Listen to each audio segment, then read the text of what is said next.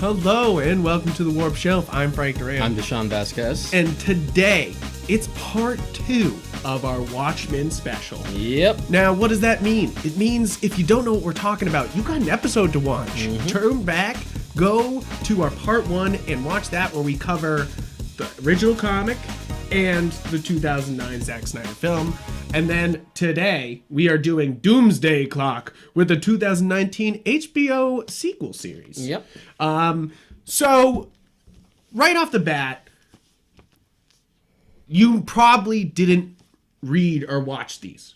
I think that's fair to say is a lot of people did not read these because it's most almost, people I know. It's almost offensive to think about making a sequel to one of the greatest graphic novels in the world, not by Alan Moore, which obviously Alan Moore would do something fucking weird now. Like, he's off the deep end. So I know he's not listening to this, but we all know he's League of Extraordinary Gentlemen shows what he could do with a property if they don't stop him.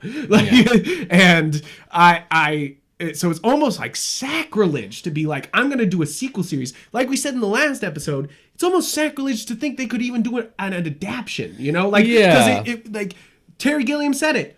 It can't be done. It can't be done. It's one of those things. Which he's one of the ones that always works on a film and is like, I don't know if we can do it. He's like, But it's between films like Watchmen and Lord of the Rings where I take umbrage with the, like, it can't be made into unadaptable. It's unadaptable. It's like, we're well past that now. Guys, I mean, come on. All of Hollywood history is adapting things. That's not like when you're like, I wish things weren't a remake or an adaptation all the time. You're like, too fucking bad. That's every media ever since we started putting fucking images on a fucking projector. The Ten Commandments is a remake by the same director. The fucking one with the moon. What's it called? Where they shoot the fucking people up into the moon. The first fucking movie is an adaptation, like of a children's book. You know, like it's one of those things where you're just like, every little piece of Hollywood history is adaptions and remakes. The Grudge is another remake that's done by the original director. Right? You're like, what? Yeah. I hope they do that with Another Round. If they're gonna just do Another Round with Leonardo DiCaprio instead of what's his name, Mads Mikkelsen. Please at least bring the same director over. I mean, it's an interesting transition. We'll see. It's one of those things where I haven't even seen that movie yet, and I'm like, why are they doing this? Everyone could watch that. Like, you know, like you're just like you could argue that until you're blue in the face for most like foreign films. Right? You're just like subtitles. Oh my god! If they ever were like an American version of Parasite, I'd be like, I know there's a show in development, but they're like they're really quick to be like, it's not the same story. It's not the same thing. It's just in the same universe. It's just the same thing. That's so funny. So, and I mean, that's really why people, I was against watching these until Deshaun was like, you have to read Doomsday Clock and The Button because, that's an important part of this. We're going to talk about The Button a little bit. The Button is a little lead-in, as well as like DC Rebirth #1.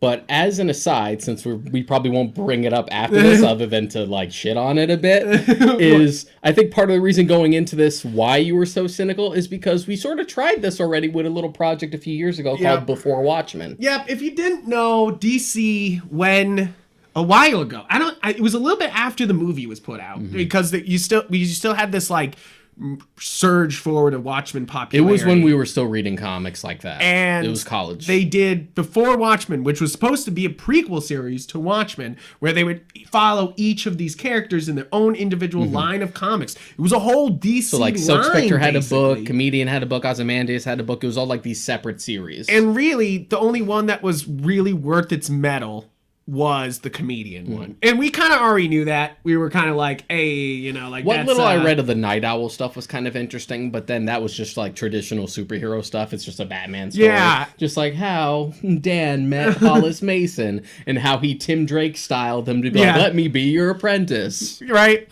And it's not exactly bad, but it was kind of uninspired. Yeah, and they did throw talent on it, like J. Michael Straczynski and like Darwin Cook and stuff like that. Rest in peace, Darwin Cook. Yeah, rest in peace, Darwin Cook. Like fucking patron saint Darwin Cook. Fucking really though, this is that there's real talent on before Watchmen, and it still didn't fly. Yeah. So when you talk about being like, oh yeah, there's a Watchmen sequel comic and series on HBO, and you're kind of like, and they're not the same. They're almost completely different. Completely different sequels. Yeah, seriously. To the same thing. And it's funny because obviously they all follow the comic. They don't follow the movie. Mm-hmm. They don't do the Manhattan bomb. So they like all of these kind of are like, nope. Like back to the alien. The alien's the important part. Like, sorry, you can't just replace the fucking alien. Like, and you know, that's a fair opinion. Yeah. But to basically, if you're listening to this episode and you haven't read or listened to these yet, quick summary: they're worth it. That's basically it. I was against watching these. Doomsday Clock fucking inspired the shit out of me. It was such a great read. It was so fast. It felt such like an event, like an event comic should. You know, everyone's there. You know, the big splash pages, like a big conclusion to your universe, basically. Like, this is the end of the New 52 as we knew it, in like kind of a elegant way. You know, like it was an interesting one. I remember the build up for this, which sort of came out of nowhere for people, unless they like somehow inferred it. But when DC Rebirth #1 came out, big issue, sort of like the next soft reboot where they're like keeping the New 52, but also bringing in elements from the older universe and sort of compromising, which everyone knew they were going to do at some point. Yeah, at some point. It was just like, guys, calm down, they're going to do it. So this big like journey, it's all predicates on Wally West coming back into the universe and being like, oh, I finally exist again. And then disappears. And then like trying, and him getting people to try and remember him. Yeah. Interesting story. More for like DC Universe stuff that doesn't really tie into this too much, but what hooked everyone and what caught everyone by surprise, including me when I first read it, was the end. Where they're like, oh, it's like, okay. So we tie into like what just wrapped up in Darkseid War. We're like, oh, computer, what do you mean about the 3 Jokers? Because it's a whole fucking thing. Yeah, fucking thing still happening. Batman gets the Metron chair. He fucking asks who the Joker is, and he says which one, and you find out that there's 3 more. And I still haven't read 3 Jokers, so I don't know how that pays off. I will at some point. And I want to say here we have not read the new Rorschach series, which I've actually heard some good things about. Yes, so Tom King's so we'll say that right now. Tom, I think it's Tom King. And I love Tom King. I think he's got the talent. Mm-hmm. I just haven't read it yet. And I'm down for it. After this, we'll probably throw it in a Filthy Casual episode where I'll be like, I read Rorschach, and good time. But but that's not what we're talking about today. We are talking about Doomsday Clock. But to sum it up for people who don't want spoilers, also Watchmen is the 2019 HBO series is unbelievably good. Mm-hmm. Go watch it right now. It deserved every one of the Emmys. Yeah, this is the sequel series you thought wasn't possible. Like, you thought wasn't. Yeah. Like, that's. Like, Doomsday Clock feels very DC, where it's like, yes, this is a DC event comic, but with Watchmen attached. It's just as much a crossover as it is a sequel. Yeah, Watchmen is very solidly, like. Solely a sequel. And it breathes so much life into the elements that would come afterward. Where Doomsday Clock's kind of like, shit went sideways. gotta fucking jump our universe. This is going completely bad. Without like taking a real bite into it, that's how you can sum it up. From here on out, it's going to be all. It's all going to be spoilers. We're going deep. Like please stick with us, guys, because this is. I love this shit, and this shit's fucking awesome, and that's the reason why you should be checking this stuff out, is that Doomsday Clock is banging, and so is, and Watchmen deserves it. And they're 2 very different flavors. Yes. And almost, and I want to say it right at the top, it's almost like Jeff Johns and the DC Universe have this hopeful take on superheroes that Alan Moore obviously would have looked at this and been like, disgusting. How sentimental. How sentimental. And when Watchmen 2019 very much has the pessimistic, like, everyone fucking sucks sort of view that that Alan Moore has, but it's a little bit more romantic. Yeah, I would say that like the show even has like shit to say about the original comic. Yeah, it's just right. Like, yeah, I got beef with you too. Yeah, right. Like I ain't afraid to show you. And that's the thing is that I was literally blown away by Watchmen 2019. It's one of those things where I'm sitting there going, this doesn't deserve to be this good. It really doesn't. It's like it's incredible. But to dial it back a bit and go back to like the build up to it. Yes. DC Rebirth #1 comes out, mostly focuses on Wally West and like establishing that the universe has sort of been in like this weird flux lately, and they openly address like the condensed amount of time that the New 52 established with like they're like, why is it 5 years? Why is everything summed up and condensed in 5 years? That doesn't make any sense. Batman's had gone through 3 Robins in 5 years. All the shit that happened with Green Lantern. You don't think he would be capable to go through 3 Robins in 5 years? You would have been able to hold on to one for a little longer. Right? Or stuff like Green Lantern basically being relatively unchanged. So, like, Hal dying, coming back, the Sinestro Corps, Blackest Night, all in 5 years. I'm like, that must be a traumatic fucking 5 years.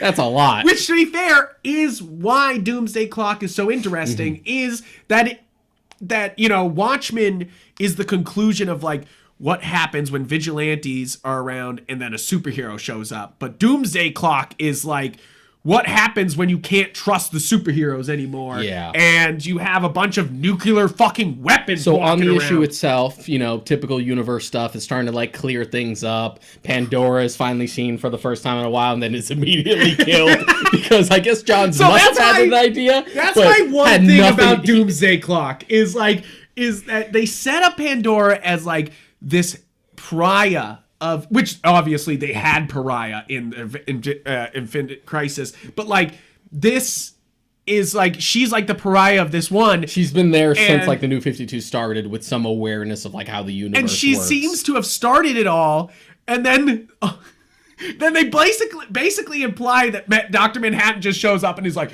peace, bitch, and fucking takes her out, and then they don't deal with that at all in Doomsday Clock. No. That's my only problem with so funny. with the completeness of this story is that they kind of go, well, he may have murdered her, but who cares? I'm sure Johns had like a different plan for Pandora, but when the whole thing with like Watchmen coming up and him having to write the crossover came up, he was just like, well, can't be both of you. Can't be both of you. Gotta get rid of one. I guess this didn't really pay off. But so just Pandora came like I remember thinking like, oh man, what is Pandora? Like, what could she possibly be at the New 52? Turns out not much. Not anything. Yeah.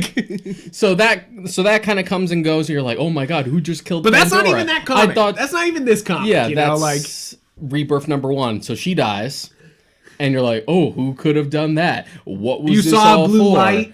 Yeah, it's basically it. You saw blue light blow her up. But your first instinct wouldn't have been Watchmen until you get to the final scene of the book, which is just Batman chilling at the cave. And he notices something like at the corner of his eye. He starts like digging through the cave and he fucking pulls out. Which I love because it's very Mask of the Phantasm when he sees the watch glittering and like it's very like, what is that?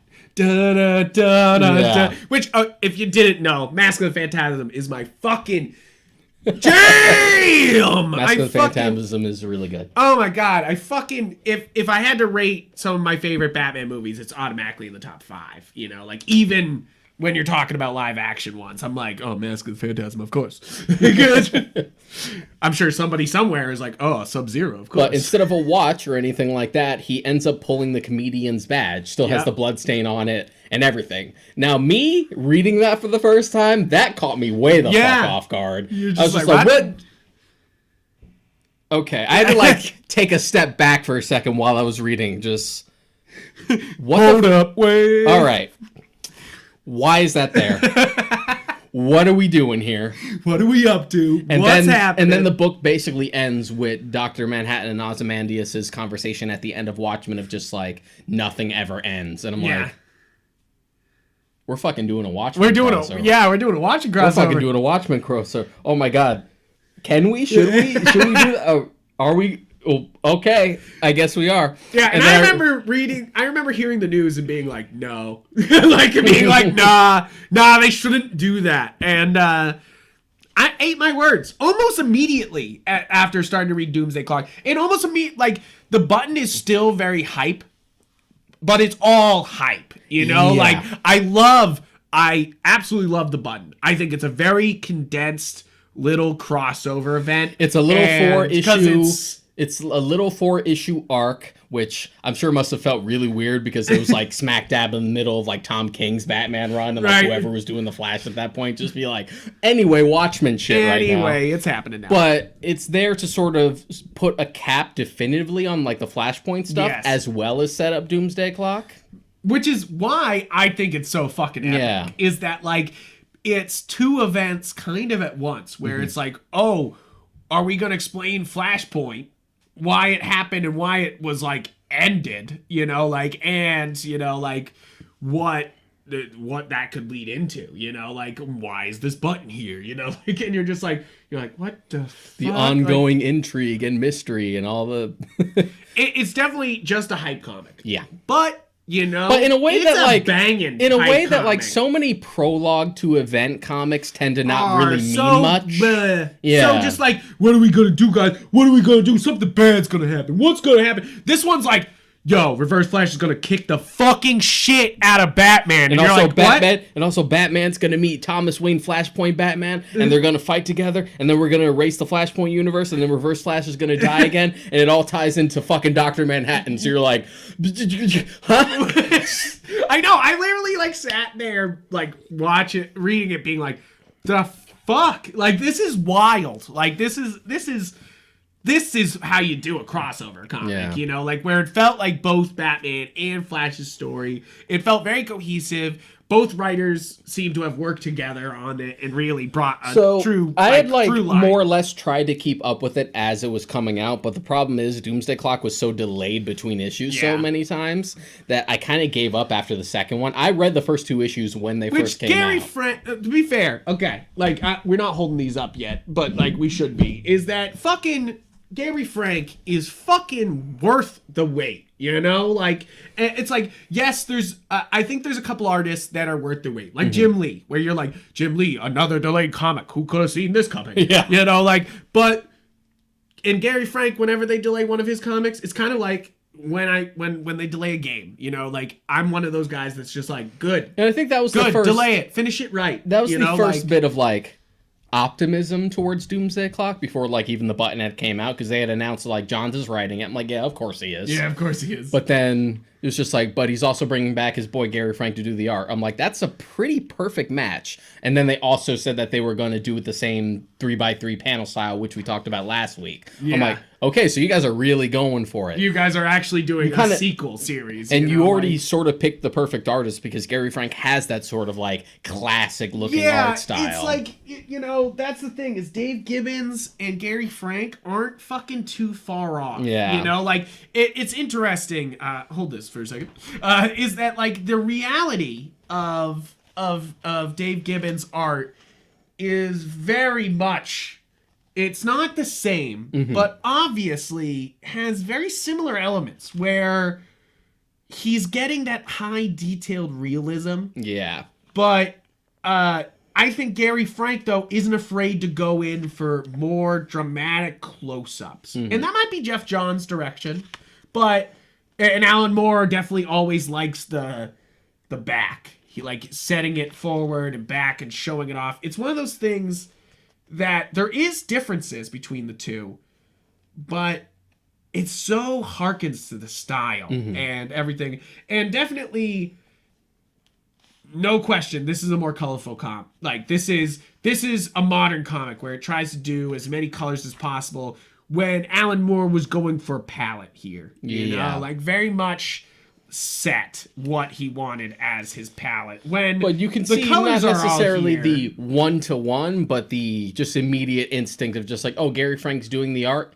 That feels right. Yes, right? It's like, it's one of those things that you're like, okay, you know, like, and if there's anybody, Jeff Johns is the event comic guy, you know, like, if you're going to fucking, he's the DC historian, basically. He's the DC, yeah, exactly. And it's one of those things that it's like, he might not be perfect, but he might be the perfect guy for this project, you know, like to really have revenants towards Watchmen, but more especially the DC universe. Yeah. You know, like, which is what this is all about. Is like, sure, they're combining the Watchmen universe with the DC universe, which was the original idea in the first place, you know, which is kind of funny. And it's also worrying on paper, but also inevitable. We were always going to get this at some point. Just because Watchmen is just too popular to not do it. And you gotta then ask who's the team. And I think that Brad Anderson on colors, Gary Frank, and Jeff Johns is just an incredible dream team of a comic. You know, like, and of course, that's the guys who do Earth 1, and that's definitely, you know, and Batman Earth 1. Like, and John's also worked with Gary Frank on like Secret Origins for Superman. I love that book. Secret Origins, that's somewhere back here. It's one of those things that they work so well together, and I feel like they understand the epicness that is going on, you know, like of their storytelling, you know, like, and the realism that Gary Frank brings is just astounding. So we pretty much open back into the Watchmen universe, and it's been, it hasn't been that long. It's not like the big time skip that the 2019 show is, but it has been a few years since the end of Watchmen. Yes. Yeah. It's the 90s, according to them, right? Yeah, I think so. I think it's like 5 years or so. 5 years, but they jump into DC current day, whatever that means. Yeah, 92. Yeah, so it's like 92 in the Watchmen universe, but when they jump, it's a different time, and they explain that as Manhattan messing around with time, so they're not congruent together, you know? Like, so it's like, that's why they're... So Ozymandias gathers a new Rorschach, and these two new characters named Mime and Marionette to bring him along over to the... So important to bring up about Doomsday Clock is, and the main difference between these adaptions is the commitment to the lie. You know, like, and I think that's important to bring up when we're talking about these things. I was going to bring that up because Doomsday Clock says that it was found out. They found out that the squid was fake. Adrian Veidt's going to jail, it's he's a war criminal basically for killing 3 million people, you know, like, and they basically and it also confirms his fears that once the secret was found out, everything falls apart. Yes, and it's it's interesting for Johns though, because you're like, that's a very pessimistic view on Alan Moore's kind of thing, is that like, yes, of course they found out that it wasn't real, you know, like why would they believe this, you know, like, and it's kind of interesting that like Doomsday Clock takes that aspect of like, this is absurd, and of course they all found out, you know, like, and you know, what is Adrian Veidt gonna do to try to fix his mistake, you know, like, and that's what's the interesting drive behind Doomsday Clock. But then we have Watchmen 2019, where the commitment to the lie has the main perpetuated itself for decades, and Adrian Veidt's kind of kept it up himself, you know, like, and it's so interesting, that difference, what that makes to these two sequel series. And that's what you're going to get with two different types of writers, whether or not, even regardless of this also being a crossover with the DC universe, you're always going to get that from someone that's not Alan Moore. Everyone's going to take away something different as to like, well, how would that pay off? Yeah. Where would this go? And as far as John's view is concerned, just like, oh, it would be found out immediately and things would just go to shit. Right. And then as far as Lindelof is concerned, it's just like, well, that lie would perpetuate, but we still got problems. Because why would Adrian Veidt just let the lie die? Yeah. You know, like, is what Watchmen 2019 says. You know, like, why would he just let them find out, you know, even if it was possible, you know, like, and Doomsday Clock's kind of like, nah, they found out. They found out, and the Watchmen universe is just nuked to shit at the beginning. Shit, right at the beginning, You're too. Like, oh, okay, shit. Okay, like, exactly what he was worried about, you know, like, almost exactly what it was. And what you were worried about pretty much the whole read of Watchmen is what's interesting. You're sitting there going, oh, the Doomsday Clock's taken up.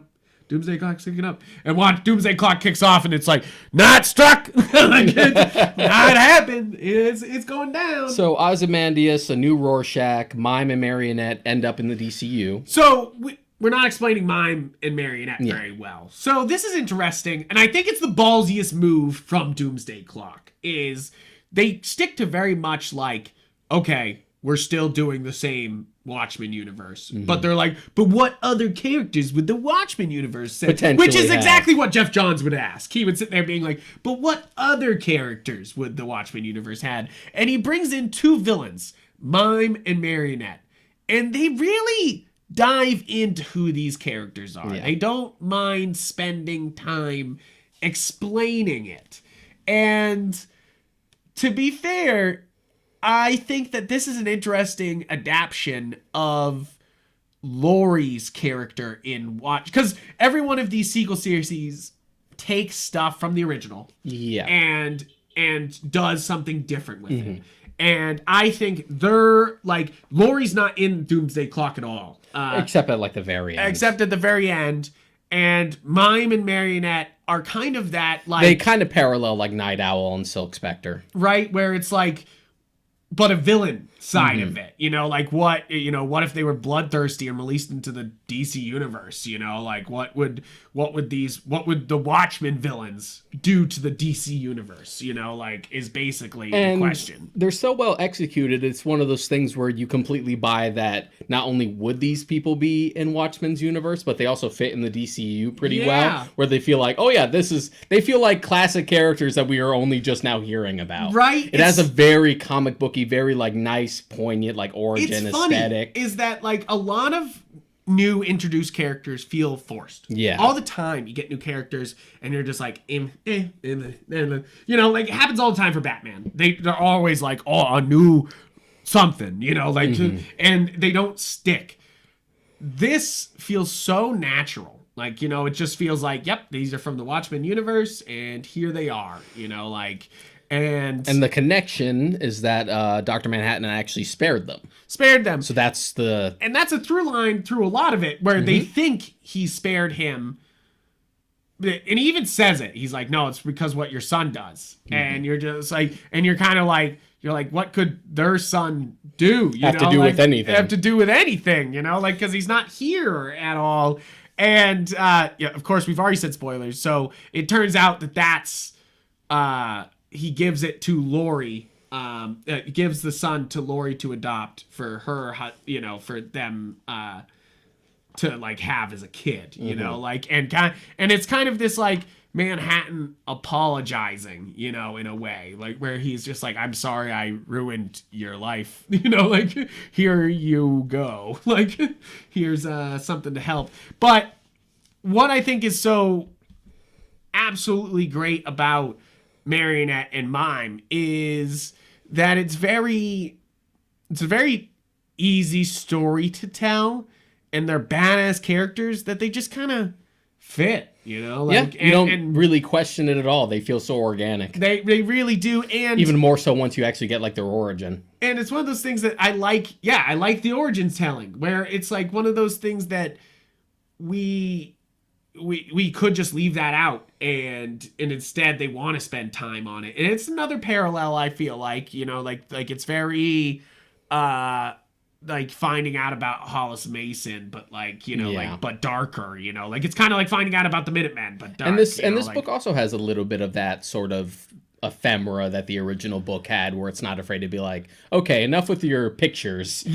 Here's a straight up news article. It cracks me up. They just kind of are, which, like, that's one of the geniuses of the Watchmen original graphic novel, and some of this is that it is mixed media. It is like, yes, graphic novel. Here's a file to read. Here's an excerpt from a novel. Here's a newspaper article from LexNet. You know, like, it's interesting. You know, like they're not afraid to jump around in its mediums.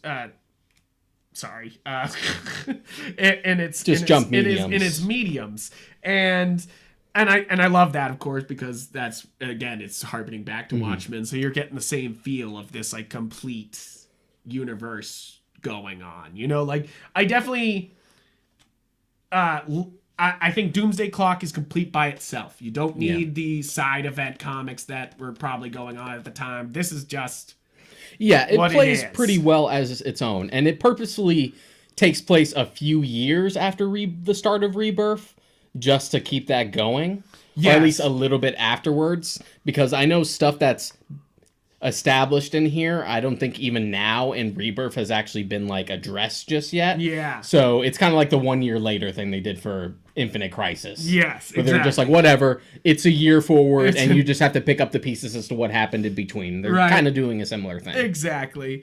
I also want to bring up that I was saying how much I love Mime. I love his guns. I love his gun. We didn't bring that up. I love his guns. Like, it's so cool that he has his weapons and they just don't look like anything. He just looks like he's miming, and then like a fucking gunshot goes off. Yeah, and you're just like, oh, it's like, oh, he actually has like an invisible gun in his hands. Yeah, you're like, oh shit. Which I love. You're just like, that's hilariously DC, where you're just like, oh, but he has a weapon. You know, like it feels very classic. And then you have a new Rorschach, which I feel like is the beating heart of Doomsday Clock. It is the real person here in Doomsday. Where there's all these big DC characters, and that's one of the things that doesn't feel very Watchmen, is that it's very big, when Rorschach feels very macro. I sniffed out who he was, like, issue 1. Yeah, you're like, the moment he pulled off his glove and he's revealed that, like, oh, this new Rorschach is black, I had 2 ideas. I'm like, okay, if he's black, 2 theories. It's either the one kid from the first book who was like reading Tales of the Black Freighter who somehow survived, or it's Dr. Long's son. Yeah, and I love that. I love that it's Dr. Long's son, because it ties so much into Rorschach, you know, like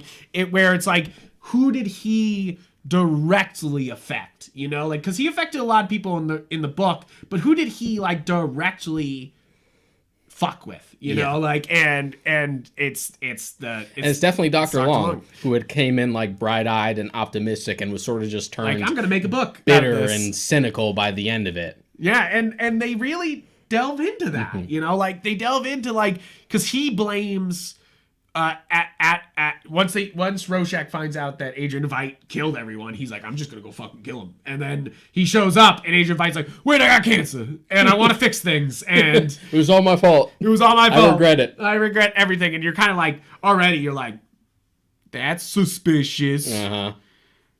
That's, you know, like, it's just that Cardi B meme. But it's just like, you're like, what? Why would he? First off, how would he not cure cancer if he had it? You know, like, it's the smartest man in the world. Like, of course he would figure it the fuck out. At least they had the excuse of just like, oh, I don't trust anyone to operate on this except me. And I can't exactly operate it on myself. Right. Like, he was like, I can take care of it, I just can't do it. You know, like, and he basically carries Rorschach into another universe on this line. It also plays to like poetic irony that he would have gotten cancer, given like what he had done. He to like gave James everyone Slater. cancer. Yeah, like, right. It's kind of like, fitting. You got cancer. You son of a bitch. Yeah, son of a bitch. But of course, that's better than he deserves, obviously, sort of, you know, like, it's like, he doesn't, you know, like, and he basically says that he wants to go over to another universe and find Dr. Manhattan. Yeah. And they cross over, and that's, and already the DC universe is falling apart, because there's this thing called the Superman theory, where they are very good about explaining what the Superman theory is, which is obviously introduced outside this comic.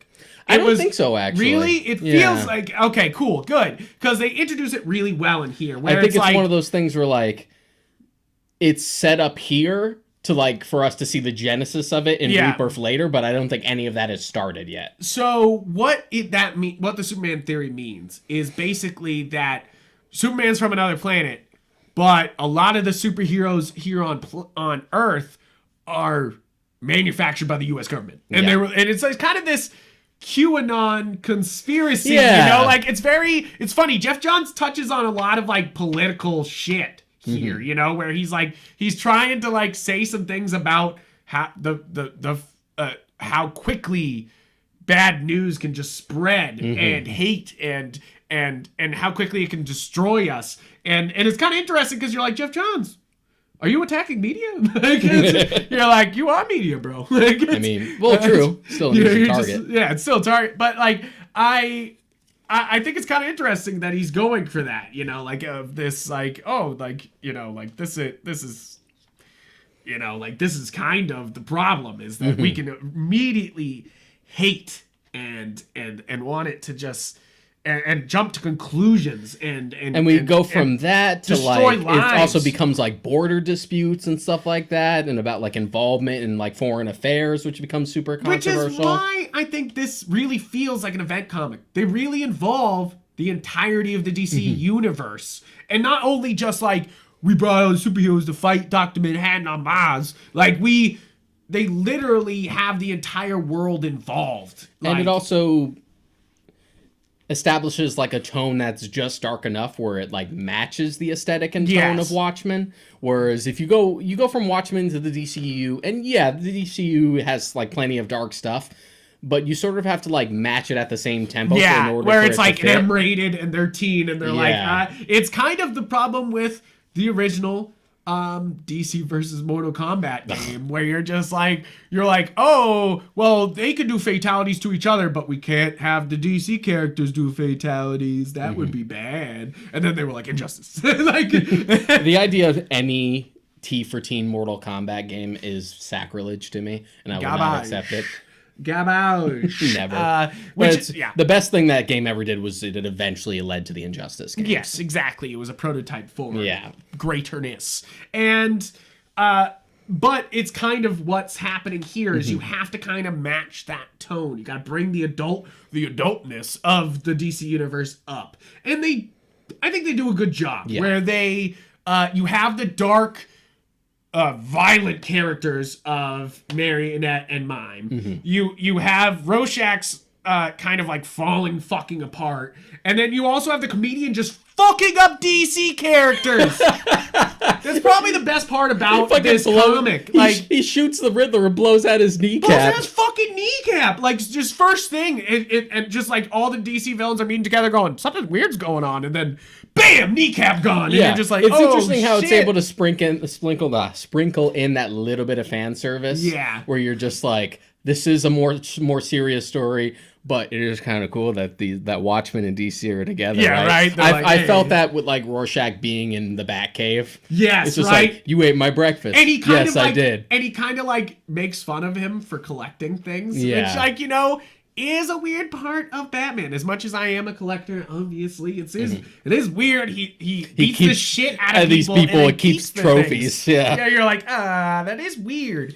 And I think that's a very important part about both Doomsday Clock and Watchmen, is that inherently, and Watchmen 2019, and even the original, is that they are about state violence. And they are about what happens when powerful people have power, but also when the oppressed has power, you know, like the vigilantes, but also what happens when you put trust in just vigilantes and who watches the Watchmen, you know, like that's obviously the theme, but like Doomsday Clock takes it in the direction of, well, who's watching all these DC superheroes, you know, like, because as a stark contrast to Watchmen, in Watchmen there's only one superhero in Dr. Manhattan. Whereas, like, you are rife with superhuman characters in the DC universe. And they even flex it a little bit, where they're like, oh, we have we have like basically Justice League type teams in every fucking country, and then they list them. And you're just like, I don't know many of these characters, to be fair, but it's still a flex, but it also works. It's just like, this is almost a sort of a problem if you think about it in that more cynical way, is that there are a lot of these people around. And it is weird that a lot of them come from the United States. Like, you know, like it's a little fucking weird. Like, it's one of those things where, like, comics like this did start out over here, so it makes sense that most of the characters are American. But when you look at it from a bird's eye view, as far as the universe is concerned, it does bring up questions. It does bring up questions, and it's so the Superman theory really comes down to Firestorm. And they're saying that Firestorm and his villains were created by the U.S. government to do this stuff. You know, like basically they had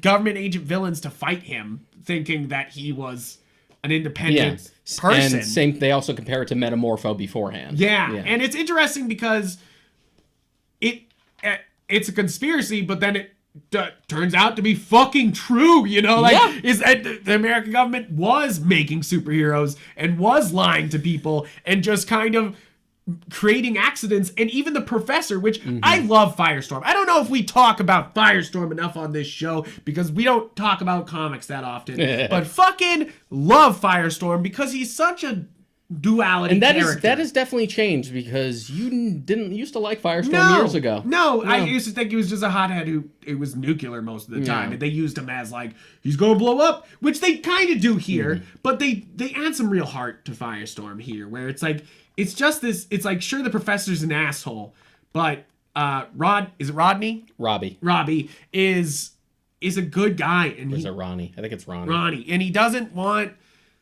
You know, he doesn't want to hurt anybody. And he really did think he was a superhero, you know, like, and that's one of the sadder parts of Doomsday Clock is that like Firestorm really thought he was a superhero and he caused this major harm. And I like that because we're presenting this argument, we also touch on some like deep cut stuff. Like one of the blink and you'll miss it like references that I really appreciated is that they actually address the Element Girl from the Sandman. Right? You're just like, what? Like, you're like, holy shit. It's like, because they bring up the different, like, metamorphos and stuff like that. And there's just like, oh, there was also Urania Blackwell, who was also Element Girl, who became unstable. And she was just, like, hidden by the U.S. government. And then she later committed suicide. If you read Sandman, you know that story. That story. You're like, oh, shit. And that's never addressed anywhere ever. No. That's what I love about Doomsday Clock, is I want to say right here, is that this is a love letter to DC and Superman. Is it loves, and I mean Jeff Johns' everything is a big love letter. Yeah, to he loves DC. He loves Superman. He loves his Superman. He loves his DC, and it really shows in this. In that, really, the central hope of all of this is Superman. You know, like is that, and it's really interesting that they give like a concrete reason why he's the hope of the whole DC universe and why everything kind of hangs around Superman. You know? That's probably my favorite issue in the book is when we're going into like the meta stuff of like, oh, Superman first appeared in 1938, but no, then it was the 50s, but no, then it was the 1980s. Right. And him just like shifting the universe is like, okay, what happens if I change this? What happens if I push this? Which is what writers were doing. Exactly. It's so meta. It's so meta, and I love how it's done. Even there's a line that's like right on the fourth wall. It's not like breaking on it, but it's like rapping its knuckles on it like, hey, I'm here, is the whole thing of just like, oh, New 52 Superman. Both his parents are dead. He's kind of lost. I relate to him more. Right? You're just I was like, oh. Right? I was like, fuck. It's one of those things that like, Jeff Johns did that, you know, like he did that. He was like, I'm going to kill both their parents because they'll relate more. And it's kind of interesting. Jeff Johns is kind of casting himself as Dr. Manhattan here a little bit. There's definitely some projection there. There's some projection here where it's like, he does feel like he has a lot of power over this legacy, but he could never ruin any legacy because Superman's there, you know? Superman will outlive all of us and will live on until I basically believe it's all gonna all-star Superman but with a fictional fucking character, you know, like people will still be thinking about Superman thousands, millions of years from now, you know, like he's one of those iconic characters. He even throws hints of like, he even makes a joke of just like, oh, in 2040 something he'll probably be rebooted again, right? And 1,000 years from now they'll reboot him again because we just gotta modernize him somehow, right? And did you catch the wink wink maybe Marvel crossover later down the line? Which one? There's one that was just like, oh, 2025 he meets Thor and a green behemoth. You're like, you're fucking talking about Marvel, right? Aren't you? You're like, what? Just like, I mean, it's happened before. Yeah. We haven't done it in a while. We haven't done it in a bit, but it happens. But the fact that it was like specifically 2025, and you know all this stuff is usually like planned like 5 years way in advance. out, you know, like way out. And so now I'm just like, huh. We'll see. In 4 years, I'm gonna remember this. I'm gonna think about this. It's gonna be like Back to the Future 2. It's like, where the fuck are my hoverboards? I think the first volume is good. I will say that to put some fair criticism on this. First volume is good, but it's setup. Yeah. This is the real fucking money. But I also think the first volume is more just like, this is the Watchmen side. Yes. The second volume is definitely like, this is the DC event side. Yeah, right. They're like, welcome to the event, bitch. And it definitely changes tone because it's very like small story, like origin story. And then you go over to this where they're just like, we're going to say some Alan Scott stuff and then we're just going to kick it into the DC stuff. Like, you know, like for pretty much the rest of the time. And I really love this second half. It is self-aware. It's doing a lot. It's saying a lot. It has every fucking superhero possible. We haven't brought it up yet. They sprinkle in this thing about Black Adam and is it what's his country? Kahndaq.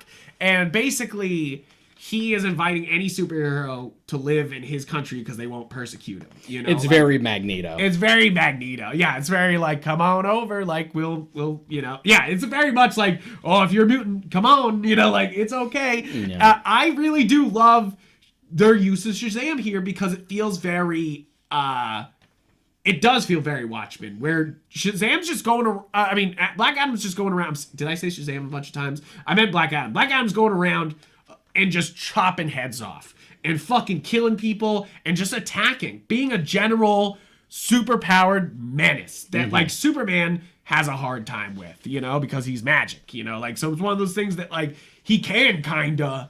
He's the only other being who could just be like, yeah, fucking come over here. I'll kick their asses if they come towards us, you know? Like, I love that. But it's also funny because you would think that that's kind of the little bit of the DC universe they're trying to bring in, but that's not it. That's not the end, you know? Because they're really going for the big swing here. And that's what I think I enjoy about part 2 over there is that, like, part 1's good and it's doing big things, but the big fucking swing is part 2, where they are fucking swinging for the fences, where they're just it's definitely like John's being like, I got something to say right now. Yeah, and I gotta fucking say it. And he does. I think he accomplishes it. I think Doomsday Clock is a great read, and I think that it's one of those things that it's pretty smart for, you know, like for a DC event, you know, like pretty good. It's pretty much as good as you were ever going to get with a crossover like this. Yes. That doesn't just solely rely on fan service and actually has some teeth to it. Yeah, because it and does sure, have it's more fan optimistic service. and hopeful than anything Alan Moore would ever write. He would never. But you also sort of appreciate that optimism. Yeah, and it's kind of built, the optimism is kind of built into the story. You know, like it's not just like you feel it. The optimism is a character in this, you know, like where optimism and hope for the future through superheroes, through people who can help and raise humanity up is prevalent here. When Alan Moore is kind of like, one superhero can't fucking do shit. Like, you know, like he's like, not worth it. And the thing I also love about Doomsday Clock is that in Watchmen and Watchmen 2019, Dr. Manhattan's kind of like nerfed, you know, like they show off some of his powers, but he's always kind of not doing the full thing. He's doing the full fucking thing here. He is so fucking strong in this. He's just like, he has the change time. And he knows exactly what like the pressure points are of the timeline to be like, all I have to do is move this lantern like 5 feet away and Alan Scott will die and never become the original Green Lantern. He's become very omniscient. You know, like, which is interesting because in Watchmen, he's very omniscient of time and how his life will progress, but he doesn't, you know, like, he's not like fucking passing through time like he's here. And again, part of it is a little bit of like John sort of projecting that sort of like meta, like the author is the god of these stories. Right. Without his parents or the Legion, Clark grows more distant from humanity. I understand him better. I relate to him more. It is 5 years ago, and I feel the power of changing Superman. And I love that they show the New 52 short sleeve Superman. Yeah. Sorry, that's banging. That's always been banging. You're wrong if you don't think so. It's a great fucking suit. Just the Superman shirt, him kicking ass. I think it's perfect for like an early day Superman, even though I've never been crazy about that run. I'm not saying keep it forever. I just love that suit, you know, like that. But I just love the final lines of like that third panel. It is 5 years ago, and I feel the power of changing Superman. It is intoxicating. Right? You're like, okay, John. Okay, John. Like, but it's true though. It's like I'm sure it is. I'm sure characters that you grew up reading and idolized, and you have statues of them, and all of a sudden you hold everything in your hands. And yes, you can make mistakes, but that doesn't really matter, does it? No. Because the legacy will move forward, and you just have to create. You know, like the metaverse is not passive. Like, I've underestimated. There's an innate hope that fights back to the surface, and no matter how much I try to change it, it will always come back around. And it's funny because he's also commenting on fans there, is that even though you have a lot of down fans, you have a lot of people who are down on things, they, you know, like, they're like, oh, DC's bad, or they always comment, restore the Snyderverse, or something, you know, like stupid stuff. But in reality, what these fans want is greatness. Yeah. You know, like, that's what they're asking for, you know, like, is when these fans are upset about a quality of something, it's because they just want it to be better.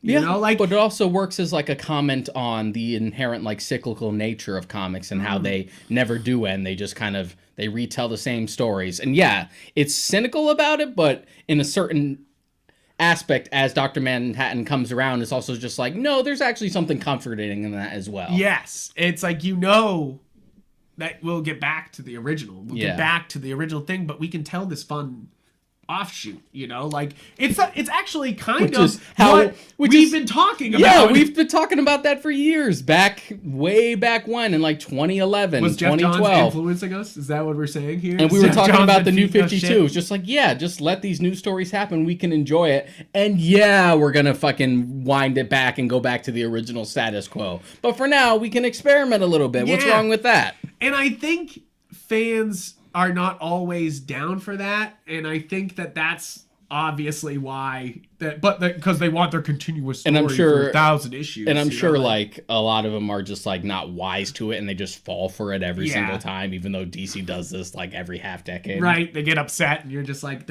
just wait 5 years, I guess. You know, like just find what's good to read and stick to that. You know, which is the case for comics anyway. Yeah, you just pick and choose what the good stuff is. It's like, sure, there could be events going on, but you don't have to read the event comic.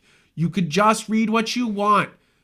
Listen to me. Hey, listen to me. I'm talking to you, comic buyer. Put it back. To be fair, around the time we started reading is when event comics started to get way excessive. Oh yes, because there was so many comic tie-ins. Yeah, you know, like there was like an event like every 6 months, and it was starting to get real annoying. Where it just kind of like halts storytelling. Yeah, you know, like, and I think that's something that comics has to reckon with at some point, that you don't need an event comic to keep the story going. Sometimes you need to keep the story going, so you know, and you can just do the events elsewhere, you know, like, which, you know, that's what I think the Earth 1 universe pretty much is like, we don't have to connect to anybody, we don't have to do anything, we are just free to tell our stories, you know, and you know, no one can poo-poo because it's we've said it before. Thing. I've always felt like the Earth 1 comics are sort of like DC's equivalent to the Ultimate Universe. Yes. Where they, and I mean, that's really it, is that these comic book writers want to tell great comic stories, but sometimes universe continuity can fucking box you the shit in and just like let you not only for like baggage for like continuity's sake, but also when something is in universe, there's a higher expectation of just like, you must be true. Yeah. That's why, to be honest, this is why we end up with so many incarnations where some of the best comics for a particular character aren't connected. Yeah. Like Dark Knight Returns isn't in universe. All-Star Superman isn't in universe. Right? It just kind of does its own thing, and you're just like, yeah, these are some of the best comics. I mean, even the The Man Who Laughs doesn't really fit in, and neither does. It still does. Killing Joke didn't, but then it retroactively did. They were let's Man Who Laughs still plays. It pretty much is right after year one. We're getting really off topic, but we are talking about Gary Frank stuff. Is basically it. Is that Gary Frank and Jeff Johns but also just done this? But also just the nature of like comic book continuity in general, and why this like really shines a spotlight at it and like presents it in a meta sense. Yeah, really. And I think that one of the best examples of that is two small characters in part 2, but obviously very important because they weren't in the New 52. Is boy Alan Scott here and the demon, what's his fucking name? Why don't I remember his name? He's a really old school character, but it's one of those things that like, it's kind of Jeff Johns being like, I heard you guys. You love these characters. I'm not killing them. We're just using them differently, you know? Like, and then he was also like, but also Saturn Girl, because no one loves the Legion like I do. Right? Oh my God. What? I don't get it. I don't get it. I don't judge him. I don't get it. I've never got it with the Legion of Superheroes. If there's something you need to know about our podcast, we just don't get the Legion of Superheroes. It's just not cool. Like, it's kind of a low-rent X-Men in not cool ways, you know? Like, X-Men's like edgy at least. It's kind of trying to connect with some culture. And instead you have the League just like being like all white people and aliens. In the future, so it's like kind of Jetsons-y, but anytime they show up, it's always the same fucking story every time. Yeah, and I do like the use of Saturn Girl here, yeah. I was upset at first. I even messaged Deshaun immediately. I was like, fuck no. I was like, don't try to bring in the League. Like, just no. Like, just keep them out.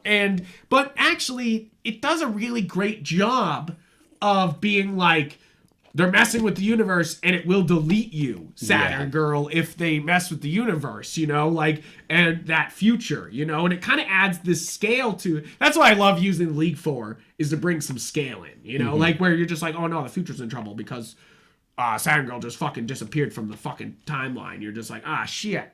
And I was kind of like, shit at first when they brought her in, and then I was like, oh. Yeah, that was pretty good. And it worked, and it was organic, and then you have more, like, fan service stuff, like Mime and Marionette messing with the Joker, because, of course, if you have two clown-like characters, they're gonna have to meet the Joker, and, like we said, comedian fucking DC characters up. And the big confrontation with the League.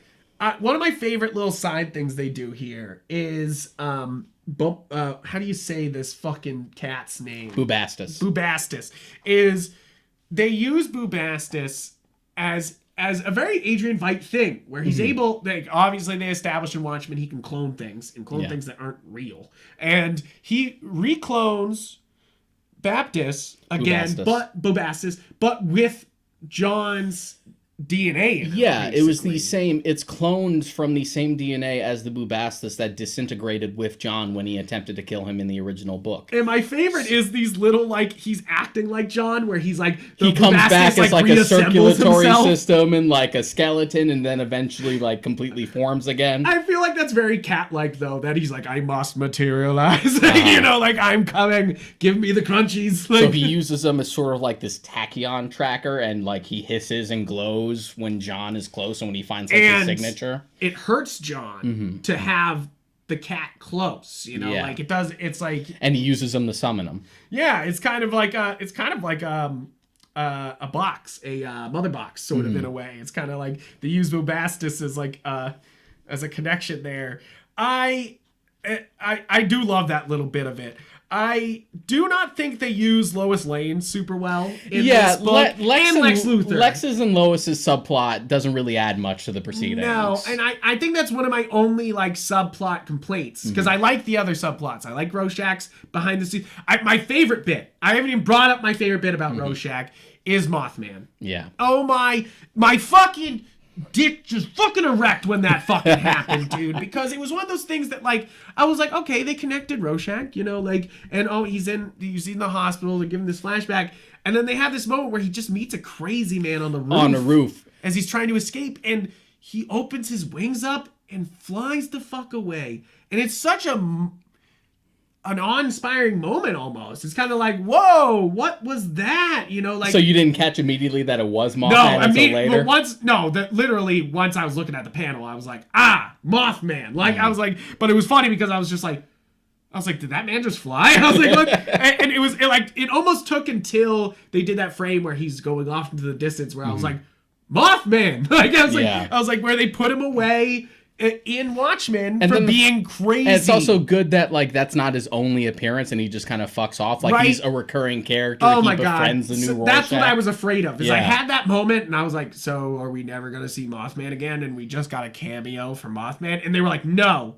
he's going to help Rorschach. Like, and I love it because it delves into something that was trying to be said in the original comic is that Rorschach, you see what you want to see in him, but it doesn't really matter because he's just blank. He's unflinching. You know, like that's what they were always trying to say is that like you can see what you want, that he's terrible or he's he's an anti-hero or whatever, but he is unflinchingly him, you know, like, and I think that that's they kind of bring that up in this is that Rorschach, the new Rorschach, it's what he sees, you know, it's what matters. It's like, yes, he could spend his time being like, my parents died mad at each other and not loving each other and just crumbling, you know, and that could really destroy him.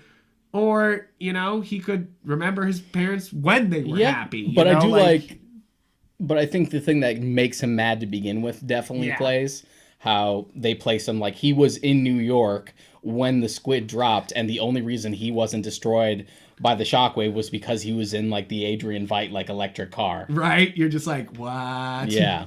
But because he saw everything, he just like snapped. Yeah. And I like that because I mean, it almost seems sacrilege to bring Rorschach back and Comedian back. Like, you know, like it seems like, but I like that Comedian is just the same Comedian. Yeah. Like this is a new Rorschach and it's the same Adrian Veidt, but this is the same fucking Comedian. That was the one thing that was just like, that's like a little over the line for fan service because it's kind of contrived to be like, oh, I just pulled you out before you hit the ground. Yeah. Which is weird because where would he have gone? You know, like so how would the events of Watchmen even happen and if his body just disappeared? And it just kind of makes it comical when they transport him back and he's just mid-fall. Yeah, right. You're just like, oh shit. Like but it's kind of funny because it's an interesting thing that like Comedian was used in the original Watchmen, and here he's used once again, you know, like he's just used. He's not even brought in for like character development on the Comedian. It is very much like,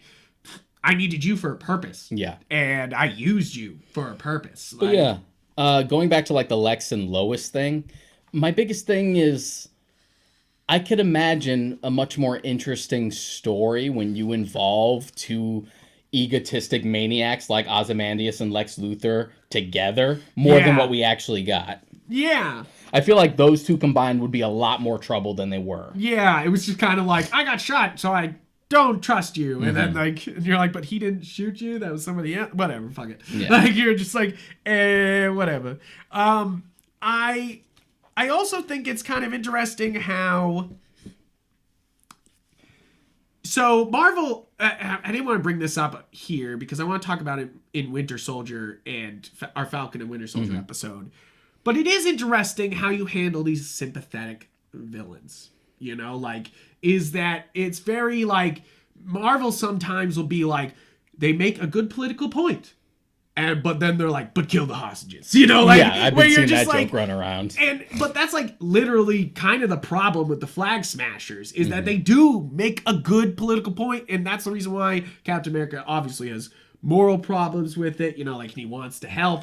But and to be fair, that is usually the road that groups like that go down. Yeah, where it always starts off as like righteous, but then, you know, you do one extreme after the next, it becomes a little easier to do next time. Yeah, but it's kind of funny how DC handles it, where they have these sympathetic villains, like Sandstorm is just a fucking kid, and he literally fucking freed thousands of children because he is a child. Yeah, you know, like, and it's like, it's one of those things that like DC almost knows how to handle its sympathetic villains a little bit better than Marvel does sometimes. And I know this is a comic compared to a movie. And I think that's mostly from an adaptation standpoint, because the MCU, since the jump, has always had like a trouble with sympathetic villains, or to be honest, just interesting villains. Well, that's because they always want the villains to be close to the people, and that makes them sympathetic. Not always, but that also brings it too close. Almost. But also, they want the villain to be like one and done, has to die by the end, even though they're getting better about that now. And never has like the same nuances that some of like their comic book counterparts do. Right. Like the Mandarin, like Malekith the Accursed. Like, these are great villains and great characters in the comics, and they're just nothing. Yeah. And I really do feel like they do a great job here of really balancing sympathetic villains in Doomsday Clock, especially with Marionette in mind, where they're obviously bad people. Obviously, but we still... I love that scene where Dr. Manhattan basically deconstructs magic. Okay, yeah, I mean, so obviously, if you're doing a Doomsday Clock DC Watchmen crossover, you gotta have the Justice League fight him somehow. You gotta. He's the only superhero. You gotta fucking be like, okay, well, he would kick their ass, obviously, and you're like, well, how would that go down? But I love that they basically like unite fucking everyone to just go on Mars and like face them down. I actually really love that scene where they show everybody flying together, because it's like all these different teams that Jeff Johns has kind of formed, you know, like you have the Green Lanterns, of course, you have Justice League, you have the Hawkman and I'm pretty sure there's a panel. There we go. And we have the characters that the Watchmen were based on in that one. Right. This one Beetle, makes me Captain shit bricks, you know, like the Question. This fucking panel makes me shit bricks, because you have Blue Beetle, Question, Atom, Silk Spectre, what's her name? I can't remember. But it's all the original characters that they're based on that we talked about in the And last also, episode. when the Question talks, he has the exact same font and speech bubble style as Rorschach. You're like, like it's the type of cameo that made me happy. Like, we were talking about a cameo that would upset us. This is the type of cameo that I'm like, that's nice. You know, like, this is like, yes, those are the characters that these are based on. That's why it's weird, you know? Yeah, like, and the reason why it works is because it just makes sense that they would be there because the rest of the league is going anyway. But if you know, like, what it's aiming at, it's not distracting. I do You're love like, these teams, though. It's kind of funny, because, like, I was naming those ones over there, but you have the whole... You have the Superman. You have like Steel, clones, Supergirl. You have the Metal Men. Metal Men. Yeah, it's like the Metal Men. You got Justice League Dark. Justice League Dark and Doom Patrol. Yeah. And then you have basically Batman Inc. back here. You know, like, basically, because I mean, it's everybody. You know, like and then you have basically the whole Marvel family, but also like family. Stargirl and stuff like that. Motherfucking Stargirl. And I love all those teams together. It's one of those things that, like, yes, this is very... You expect this. You expect this panel where they're like, all the DC universe is gonna kick Dr. Manhattan's ass. And you're like, probably not, though. But you're like, you kind of need this moment. And I love this moment a lot. First off, it breaks the 3-3 panels that they've been doing to go for these bigger splashes. Show off all these heroes. And... You know, nothing better in an event comic than seeing all your buds all at the same time. You know, like, that's one of the main things. Why do you think every single event comic post Crisis on Infinite Earths have tried to chase that same high? Right, because like, everyone's here. Everyone is here. I mean, I kind of feel we're gonna chase that high with Super Smash Brothers till we die. You know, like, Super Smash Brothers Ultimate is the ultimate Smash Brothers, and if they ever try to do anything again, what do you do? It's gonna be really sad when we get a next one and maybe it doesn't have all the characters. Right? Oh my god, people are gonna fucking...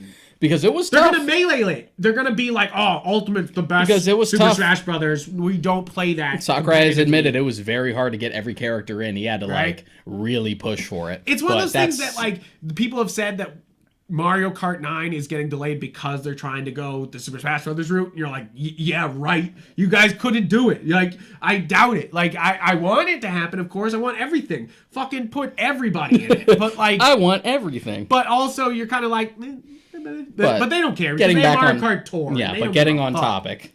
Getting on topic. I absolutely love the scene because they show up, and of course, all the Green Lanterns are just, like, spatting off because they're like, we handle space crises, you know, like, they're like, And I love that most of them are smart, just like, okay, let's handle this like we would as space cops. Let's see if we can investigate. And then, of course, Guy's just like, fuck that. Right? I'll just punch him. I'm like, oh, that's Guy Gardner for you. This is hilarious because, I fucking hate Guy Gardner, as always, but he's such an asshole here where he's like, what are you doing here? Look who we beat. We beat Darkseid. We beat the Anti-Monitor. I see Superboy Prime there. Right? You're just like, and Doomsday, and he's like putting all these, and Sinestro, and it's like, he's putting all these people out, being like, look at all these people we kicked their ass, and of course Manhattan's like, I don't care. Like, you don't matter. And he basically rips Guy Gardner's fucking ring off and crushes it. And you're just like, damn, even Darkseid couldn't do that in Zack Snyder But I love how cut. it's like not out of malice at all. It's also him just like learning stuff, just like, that ring has interesting properties. I'm surprised it like affects me. Right? It's like, it's been a while since I didn't know things. It's great to learn new things. Great to learn new things. And then literally the next page is all the magic users stepping up and then getting their asses handed to them, because he basically explains that DC Magic is basically the scraps of creation, you know, like these little random errors in the computer code of the universe that they're just grabbing onto and manipulating. And he's like, that's interesting. But I love that because it has a reasonable explanation for magic in the DC universe. But also in a way that doesn't like destroy the mysticism of it. It doesn't completely be like Marvel, where they're like, magic is technology, done. Or it's not like some midichlorian shit. Right. Oh my god. Don't fucking talk about midichlorians on my fucking podcast. No, I'm just kidding. I'm just kidding. We can always talk about midichlorians on my podcast. But it is a great use of that, where it's like, yes, he's delving deeper into the DC universe here and giving this fun like fact about the DC universe, but like without destroying everything before that, you know, like, which is obviously the midichlorian problem, where you're like, wow, everybody can be a Jedi, and they're like, nope, eugenics. And you're like, but why? But why? But why? And they're like, nah. It's always weird that's why I love The Last Jedi a little bit, because it's so just like, fuck midichlorians. Fuck midichlorians, fuck your eugenics, little boy with broom, Jedi. Like, and you're just like, right from nowhere. Just like, yes, he's strong. She doesn't have to be related to anyone to be strong. And then Rise of Skywalker is just like, no, but... I think the best part about other than the magic scene, the best part is the guy that Dr. Manhattan is based on, Captain Adam, steps up and fucking blows him away. Like, it's fucking like, yeah, you're a copycat. But bam! And Dr. Manhattan's like, yeah, right. And he just walks it off and becomes a skeleton and comes back. He's like, you literally can't kill me. Yeah, it's like Deathstroke facing off against Deadpool. It's just like, I'm the original bitch. It's like, yeah, but I'm more popular, so bye. You know I'm right. Yeah, right? You're just like, I do. So one of the things that Doomsday Clock does great, that, and it's almost just as well tied in as the original comic, is you have the flight of the Tales of the Black Freighter. Tales of the Black Freighter. And then you have basically the story of this Carver Coleman. Yeah, this like pulp actor. This pulp actor, and it's just kind of this, and like the Freighters, the Tales of the Black Freighter. Sorry, it's kind of in the background of everything. Everyone's kind of either watching or reading it, you know, or talking about it, and it's kind of very similar here, where Carver Coleman's marathon's going on the whole time this story's going on, and then they play the final movie, and that ties into something with John. And that's what I think is kind of interesting. Doomsday Clock's able to really bring that story in almost more than the Black Freighter. Like, Black Freighter's kind of a metaphor for what the fuck's going on. And it's Carver also Coleman's super ambiguous. More like, what, you know, like, what, you know, like, because you have this big like, he's changing the universe, he's making things change, but then you look at just a normal person like Carver Coleman and what he could do with their life, which is kind of interesting, because it's one of those things that Alan Moore was like, was like, Dr. Manhattan doesn't care about people, you know, like, he doesn't care about anybody, but then he comes down and he talks to Carver Coleman, you know, like, and hangs out with him, and like very much has just a relationship with this guy, and like shows up, and is kind of his little saving angel in a way, like his own personal superhero, you know, like his own personal help.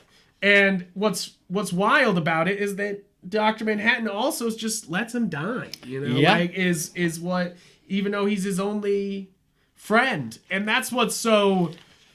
And even Manhattan admits that to himself, that he's like, I'm a being. I have become, to the universe of hope, I have become a villain. Yeah. And he also says that, like, I'm a being of inaction. Yes. And that's what's so interesting about comparing, like, because you compared Captain Atom to him, but what's more interesting is comparing Superman to Dr. Manhattan. You know, like DC's original superhero and the Watchmen universe's original superhero, you know, like, and what the difference is there, and why Superman's so endearing over Dr. Manhattan is that he is action. He is... It's why it's called Action Comics, maybe. He fucking jumps in and he does it. And sure, yes, I feel like a lot of Superman comics turn into him reactionary to things, but there is a lot of action, like a lot of Superman comics where he's trying to solve problems actively and like get out there and improve the world, you know. Like, and this goes back to a similar conversation that we had in last week's episode, where it's sort of a weird fallacy to think that like Superman is like unrelatable and he's too powerful and there's nothing you could tell with that. When we compared it, I don't usually roll my eye during the podcast, but I'm rolling my eyes because like that's exactly it. And we brought up that like Dr. Manhattan is a character like that, where it's like this super being, even more so than Superman, and yet he's one of the more compelling aspects of the narrative here in the original comic and in the HBO show. Yeah, and I really, I mean, it's of course, it's funny because it's really high meta a lot, but then it also, it's really meta that it all comes down to a fight, you know, like it's very comics where it's like, you know, like you have all this like all this, what is universe and what is writing and what is, you know, like all this. Even to the point where even to the point where like the issue where they all go to Mars is literally called Crisis. You're like, you know exactly what you're doing. But I love that it kind of all comes down to like what Superman and Manhattan fighting, but not really. It really just comes down. It acts because it looks like they bait and switch you, where he charges at him, but he's actually defending Dr. Manhattan. And what happens is that Dr. Manhattan is actually inspired by Superman. Yeah, it's kind of funny because Batman and Dr. Manhattan do the same thing in this book. Like, it's funny how Batman's like Dr. Manhattan, not Superman. Is that Batman goes, don't say anything, Clark. Don't take a side. Like, don't be political. They will hate you for it. And that's what Dr. Manhattan basically the whole time was like, I'm not gonna get political. Like they already hate me for it. You know, like he's I am always true neutral. Yeah, true neutral. And Superman twice takes a stand. You know, like once where he's like, Firestorm didn't mean to do this. We can change this. You know, like we can make things better. We can all work together to improve our world. And then the second time when he basically defends Dr. Manhattan against the Kandak superheroes, basically.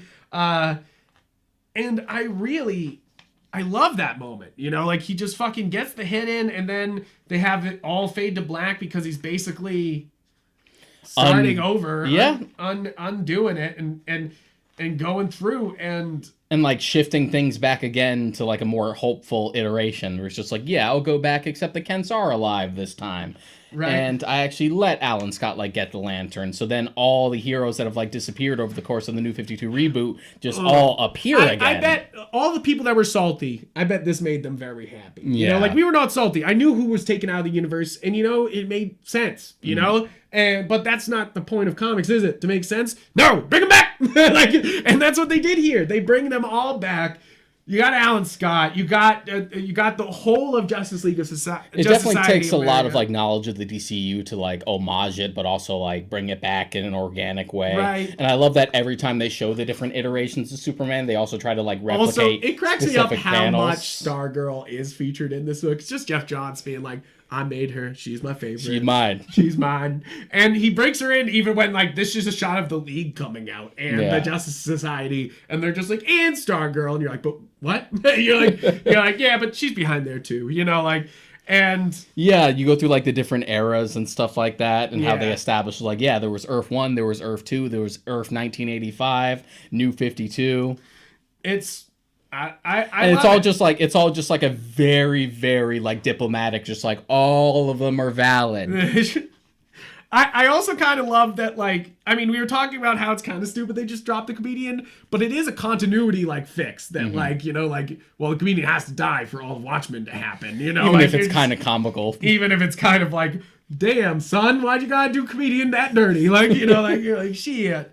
And I really, basically, to sum it up, I really love the hope behind it all, you know? Like, it's very hopeful. It's very it almost feels like All-Star Superman at the end too, you know, where it all kind of like ties around like John moving to a new universe and he becomes a new person and becomes Clark, you know, like and becomes to that new universe their Superman. And the fact that he sends them, that he essentially reincarnates himself to give himself a second chance. And he goes to the people that he knows will like take care of him the most, which is Dan and Lori. Yeah. And I fucking love the covers that they have for this. They have this great. So ultimately, he does do what Adrian wanted him to do, was to come back and sort of like fix everything. Yeah, it's kind of wild, and it's kind of like Adrian got what he was coming for, even though he might have gotten screwed by it. They like he got what he came for, and. I love how in both iterations, both this and the HBO show, they're both just like, nah, Adrian, go to jail. Adrian, go to jail. Yeah, like this one where he's just like, nah, you go to jail. Like, nah, you go to jail. You rot in prison. I really do enjoy this book. This is an event comic, guys. This is it really brings I think it if all how together. long we've been talking about this is any indication, we haven't even delved into the HBO show yet. Yes. So, getting right into it. Let's because guess what? Read Doomsday Clock. But also, you missed out. I'll say it because I missed out. Fucking Watchmen 2019 is one of the better shows ever made? Question mark. But yes, like, this is so bold. Like, where Doomsday Clock feels like, oh, we still gotta play in the DC universe. This one's like, fuck you. Like, this one's like, no. This is a Alan Moore style sequel. Even though I'm sure there's stuff in here that he wouldn't agree he'd be with. like, yeah, I'm sure there's plenty that he would still hate about this.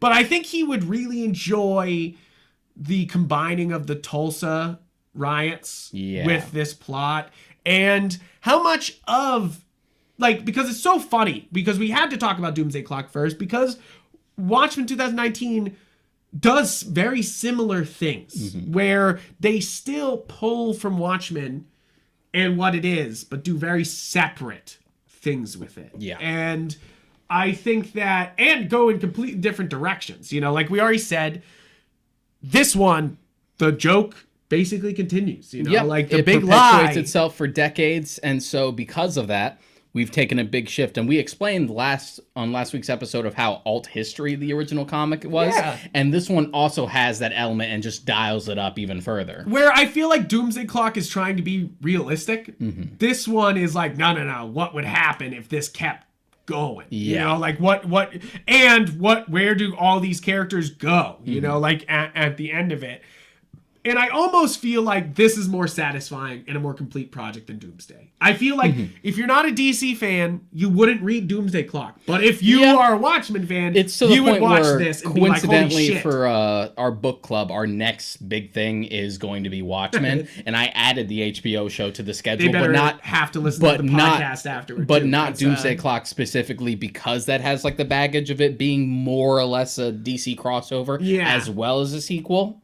So them not being familiar with like the New 52 and like comic continuity and stuff like that, it's not really gonna play. So, but this I would recommend to anybody who's ever read Watchmen or seen the movie. I think it works for people who haven't done either. I've seen. Really? Yeah, you think this is like standalone? I really do. Like, I think this could stand on its own, that with, but it does reference a lot. I noticed that with like my brother who watched it, who hasn't read the comic, and I'm sure he. Your brother hasn't read Watchmen? He hasn't read Watchmen. What? And I'm sure he only saw the movie like maybe once or twice, and probably hasn't seen it in a very long time. Yeah. And I had wondered how it had played to him, because I'm like, this is so tied to the comic specifically. So tied. Not just as simple as just like, oh, we got the squid, but also the history of the Minutemen, the whole intrigue as to who Hooded Justice is. Like, it's like, oh my God, specifically the comic. Justice shit. The Hooded Justice shit. Yeah, obviously, we already said spoilers, so guys, fucking go watch like, this. I like quizzed him on it. It's just like, no, it all played to me. Like, not being super familiar with like the comics specifically, like, it all made sense to me. I'm like, well, okay, good. So, what's so great about this is that it feels like you're kind of reading Watchmen again, you know, but obviously pushed forward. Yeah. Like, it does a lot of the same things in very different ways, in very modern ways, and also is trying to kind of complete what he's trying to say here, you know, like, which is also why I think this is such a superior thing, is like, this is trying to complete Alan Moore's, like, what he was saying. But it's also critical of the stuff that it didn't say and should have. Yeah. Like, it's real critical about, like, the race stuff. Yes. Just like, no, that was an unrepresented thing in the original book, and we're talking about it. We're talking about it. I really do love the way, like, I talked about how Alan Moore has an unflinching eye on bad things, but it's really, it's like the world falling apart and how people react to the world falling apart. Yeah. You know, like, and this is like after the world fell apart, you know, how did people react after the world basically fucking ends? Because Watchmen ends with the world ending, you know, basically. Like, a giant squid comes from the fucking sky and kills. But it's also like, but this will unite us. And more or less, the take on this one is like, yeah, decades later, it did, but we're still gonna have fucking problems. Yeah, we're still gonna have, it's not gonna, and Adrian Veidt, you know, he planned a lot of things, but somebody along the line is gonna be like, no, Adrian Veidt. You know, like, nah. And they kind of reference this here, that Robert Redford, even all the other presidents, Nixon, everything, always looked up to Adrian Veidt. Which is another thing but specific Robert Redford to the was comic. like, fuck you. Like, yeah, another connection. Because in the movie, it's Reagan. Yeah, Reagan, and in the book, they even kind of say Redford wins at the end of this. So it's set up. And then Redford, of course, wins a shit ton of elections also, you know, like, and I mean, I can't state enough how fucking good Laurie Dodson is in this. I mean, Laurie character in Watchmen. I forget the actress's name. I'm gonna look it up on HBO. I mean, on isn't it Jean Smart? Jean Smart, yeah, Jean Smart. So good. Holy crap, is she amazing in this? Yeah, this to me felt more like Laurie, because I had spoken about last week of how, like, I don't mind Malin Ackerman in the part for Laurie, but she doesn't have, like, the age and, like, world weariness in her enough for me compared to the comic. Whereas, like, here, like, yeah, this is full force, and this feels like such a natural evolution of what she would do. How she would just become, like, totally cynical. Yeah, it's funny because Doomsday Clock does this thing where it's like, we're just gonna bring the comedian back, and you know, like, we're just gonna, you know, we'll leave Silk Spectre and Night Owl alone. They're the good ones. They're the good ones. Let them be happy. And it's kind of funny that, like, Watchmen does not do that. They're like, no, that wouldn't happen. That wouldn't happen. It didn't work out. Night Owl's in federal prison. That made me felt so bad. I'm like, oh man. Yeah, right. You're like, what the fuck, bro? Like, you're just like, what did he do wrong? And Laurie's like, I don't give a fuck. Like, I don't give a shit. Like, first off, this cast is incredible. This is such a good cast. It's interesting for me because I've seen Regina King in movies since I was a kid. So many things. Like, she's in Friday, she's in Boys in the Hood, she's in Ray, she's fucking Huey and what's the other twin's name? Riley in The Boondocks. Yeah. Like, I've seen Regina King in so many things. It's so funny. That it's so interesting that, like, in recent years, she's been, like, pushed up to, like, this for these prestige fucking projects. Right? It's great. It's great, because she's great. She's so good in this. But I really do think that Jean Smart's Laurie Blake is the star stealer here. Like, just absolutely fucking takes the performance and holds it the whole show in her fucking hands, you know, like, and it does such a good job doing it, you know, like, it's one of those things that, like, sometimes somebody can come in and just kind of ruin what's going on, and she's brought in and just, like, elevates and the it whole rides thing. that line, because the more you bring in, like, familiar characters, the more it might, like, take away from the new cast. Yeah. Which Lindelof said was part of the motivation for, like, not having Night Owl in this. Because he said, like, we felt like we already had enough. Yeah, and I think they do. I really do. Basically, the old cast that's back is you have Hooded Justice, Dr. Manhattan, Laurie, and Adrian Veidt. And that's it for the old cast of characters. Oh, and you do get Senator Keene at some point. So it's funny that they don't use the full cast the way Doomsday Clock does, but it doesn't hurt them at all. You know, like, these are the strong points moving forward that would react to the consequences of Watchmen. Exactly. You know, like, and I really do love that. So Watchmen, this show, is trying to say something about police brutality, but also something about vigilantism and again, because we gotta. Because you gotta, and also the meaning of justice, you know, like, which is so funny, because that is what Watchmen's about, you know, like, but and what Doomsday Clock is sort of about, but, like, I feel like, and I sound like I'm shitting on Doomsday Clock, but I'm just trying to compare and contrast, because I really did like Doomsday Clock, but it's very interesting, the differences, you know, like the what they bring in instead, you know, like, and how liberal they are with Dr. Manhattan and Doomsday Clock, and then in Watchmen they save him for so long. They even kind of bringing him up, you know, like, they talk about him a bit, but they don't really, like, bring in they have the scene where Laurie calls him and we talk about him, you know, of course his consequences are everywhere, but, like, you don't really bring him in until later. Yeah, until, like, the last two episodes. Yeah. This is a really short series too. 9 episodes. 9 episodes. 9 episodes. So, like, please go watch this or go rewatch it, because damn. I would say that the first 2 episodes got me, but they didn't fully grab me. It was, like, the 3rd episode where I was the whole show is kind of like a slow burn like that, where it's Yeah. all, like, these little bits of intrigue that you're like, okay, let me see where you're going with like, this. all right, let's see this. The reason I was, like, not necessarily down on it, but a little worrisome, is because I'm not huge on most of Damon Lindelof's work. Yeah. He has that very, like, J.J. Abrams problem with just, like, the mystery box. But what about payoff? Don't worry about the payoff. Mystery. But that's definitely one of the best parts about this show. Exactly. And one of the things that I was always afraid of with a Watchmen sequel is sticking the landing. We've talked about that. I feel like that should be my book. My book should be called Sticking the Landing, and I just talk about bad endings and the good endings. I think it was, like, immediately, like, cynical about it when the initial announcement came. They're like, Watchmen HBO show. I'm like, yeah. Yeah, you're like, and Damon Lindelof is doing it. Nah. I mean, this show gave me so much hope for the Sandman show. Like, does this show not give you fucking, like, at least they can adapt comic books? I already had that after American Gods season 1. Oh, yeah. But I heard American Gods kind of...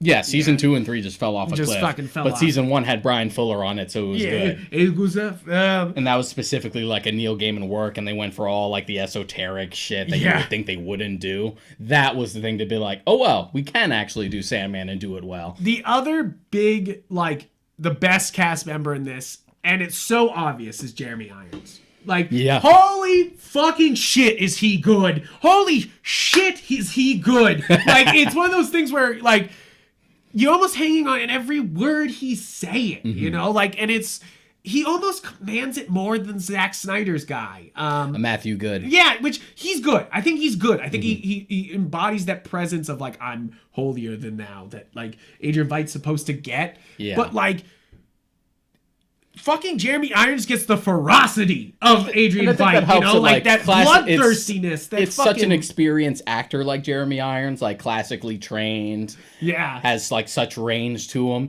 But also Jeremy Irons also just looks more like comic book Adrian. Right? He looks spot on. Yeah, he looks really spot on. It's like, yeah, that's just Adrian Veidt right there. Right? And it's so funny because you go from watching Zack Snyder's Justice League, where he's just Alfred, where you're just like, side character, and then you have fucking main character Adrian Veidt, and you're just like, yes, more Jeremy Irons. You're just like, pour fire on, and it was gas clear, on this fire. and it was clear that he like understood the pathos. Yes, because when he said that when he initially came to him, he wasn't too familiar with comics that much, but he did read Watchmen in preparation. Yeah. So I'm like, okay, he clearly understands the material because he definitely nails Adrian. I'll say it again. This is such a neat package. It lands this ending so goddamn well. Which is always going to be my biggest concern. It's especially with a show. With a show. It's like a movie, sometimes I can be like, well, most of the movie was good. I know usually when I bring up like Lindelof's work and how I'm not usually a fan, people have brought up like The Leftovers. I haven't seen The Leftovers. I know that was like the big one to be like, no, but The Leftovers. Yeah, because it was like, I remember watching a couple episodes of it and I was like, cool. And apparently that stuck its landing. Yeah. But I think of like, Lindelof, Lost, Prometheus, all this like mystery box stuff that doesn't actually know what it wants to be, but it's okay because mystery. But really, like Watchmen the book, which I think that's why this sticks the landing so well, is Watchmen is like this at the end of it. It's like, I completed it, it's all over, fucking all the fucking cogs fucking lined up and fell into each place and really paid off every bit of it. I really say that there's no wasted fucking space in this book. Yeah. Look how thick it is, and none of it's fucking wasted. All of it's good. And Watchmen may not be perfect, but none of it's wasted. And it really does bring it all together and slaps it Which all. Which is why I say, don't fucking pull a True Detective on this and try to make more. No, this is done. Yeah, this was a like walk away from this series, and they do say it. It's an HBO limited series. It's done, and it should be. And even this is such a nice like. And even when people have asked Lindelof about it, he sort of has an attitude of just like, well, never say never, but right now it's a definitive no. Yeah, they're not gonna do that. Yeah. Really, and I think that's one of the great things about this is that, like Watchmen, it's its own contained thing and just ends, actually has a goal and finishes it. Because I feel like that's a lot of problem with a lot of today's media is they know they want to do something else. They know they want to, it's the problem with Spider-Man Homecoming. You don't like Spider-Man Homecoming, but I do, but there is a major problem with it is that it's just like, sequel? Here we go. It's very much like, we're going to do the sequel. I feel like it's like you can compare one of the best starting movies ever, Fellowship of the Ring, where even though it's very much like we're setting up the rest of the story, it does its own shit, and I feel like that's such a problem with today's media when they want to do so much sequel baiting that like you have things like Iron Man 2, which literally does nothing. Just exists to set up the Avengers. It like does nothing. They're just like, hey, we got Whiplash and we got Black Widow, and that's pretty much it. That's all we got. And you're just kind of like, the fuck? Like, what the fuck just happened here? And Watchmen, the HBO limited series here, is just complete. Done. Over. Just fucking on point.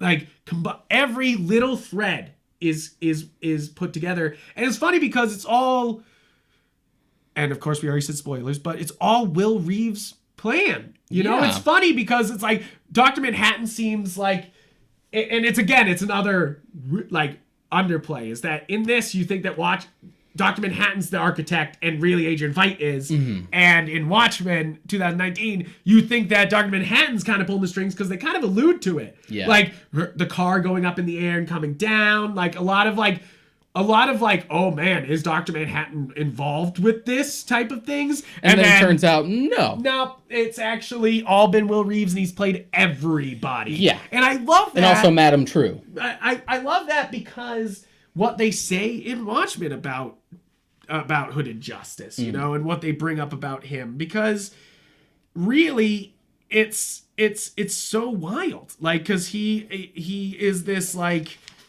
figure. Yeah, he's the progenitor of like the masked heroes to begin with. Yeah. He's also the most controversial because he's like the most like violent one. And he's the one with like the most mystique surrounding his identity because he was like one of the few that wasn't outed. And they even like A Massive Adventure is making the front page with the Hooded Vigilante, like, and there are all these theories about like, oh, he's actually like this wrestler guy, or maybe he's actually this. I love that. That's definitely one of the best things in Watchmen 2019 is they have they have a show playing in the background like they do in Doomsday American Clock, Hero Story, where they're basically telling the Minuteman story, and it's funny because they think that.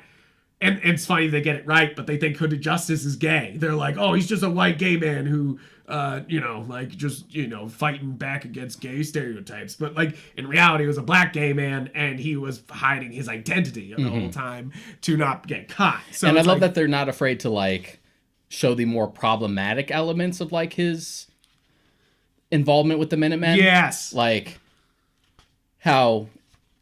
Captain Metropolis just kind of fetishizes him at the end of the day. Yeah. And the fact that, like, when he actually... Which I love. I love that needs they bring help, that up because that is a huge part of racism, I feel like, that we don't like to talk about often, is that it is racist to fetishize somebody's race. Mm-hmm. It's fucking racist to be like, oh, are you Japanese? Like, it's fucking racist to be like, oh, I only like black, like... Every white nerd in the world is like, dude, shut up. Yeah, shut the fuck up. It's like, but it's true, though. It's you fetishizing a race is just as bad as having a negative stereotype because it's just another like branch of objectification. Yes, exactly. You are making them not human, which is the main problem with racism in general. Is you are othering people. Yeah, you are making them not. And human. That's directly tied into like the history of Hooded Justice with the Minutemen in the show, because not only is he just sort of like treated as like a kink, but then when he actually does need help, they don't show up for him. Yeah, and it's mostly Captain Metropolis just sort of like brushing him off. Just like, oh, that's like your people. That's your problem. And the fact that like, oh, that sounds far-fetched and it was actually right. Yeah. Like that whole subplot. Where Moloch wasn't even really doing anything, even though they like say one of Moloch's plots, which sounds ridiculous. And you're just like... But it all turns out it was just like these white supremacists who formed like this organization called the Cyclops. And it like had these subliminal messages that made I do love that also, the Cyclops, aggressive. Because... it is a tie-in to how this is a white power symbol, like, and then they do it on the head, and you're like, oh, alternate history, but, like, it's, which is what this whole series is, like, alternate history, but this really fucking there are parallels. Like, and of course, there wasn't projectors that were making people turn against each other, but the Tulsa riot really did happen, and like, and a lot of this brutality and like, hiding of white supremacists really did happen. And that sort of like claustrophobic, like no one's on my side and I'm like the only one who knows about this kind of stuff, and how that sort of like unravels him. And it's funny because I love that as a direct correlation to who watches the Watchmen, sort of, because he's like, okay, I want to be a cop. Okay, I can't get it accomplished as a cop. I'll be Hooded Justice. And he's like, oh, I can't accomplish it by myself. I'll join the Minutemen. And then the Minutemen are like, well, he can't do that. And he's like, well, then fuck it. And that's kind of the storyline, is that like William Reeves goes, I will handle this myself. I will stop everybody and I will save everything for my anger and the injustice I have faced, and I kind of love that it's not like Black Panther, where it's like what happens when the sun is exercised and he burns the whole village to feel the warmth. It's very much like what happens when justice needs to be served, even if, and it's funny, it's served out by the original superhero too. I think that's one of the best parts about this, is that he's one of the originals, and he kind of like ends this bullshit, ends this fucking the mask debate, sort of, more or less. I think that's was one of the most interesting parts about Watchmen, obviously, is they're like, what if we did outlaw masked vigilantes, but the cops can now be masked vigilantes, that's kind of the main like twist on all of Watchmen.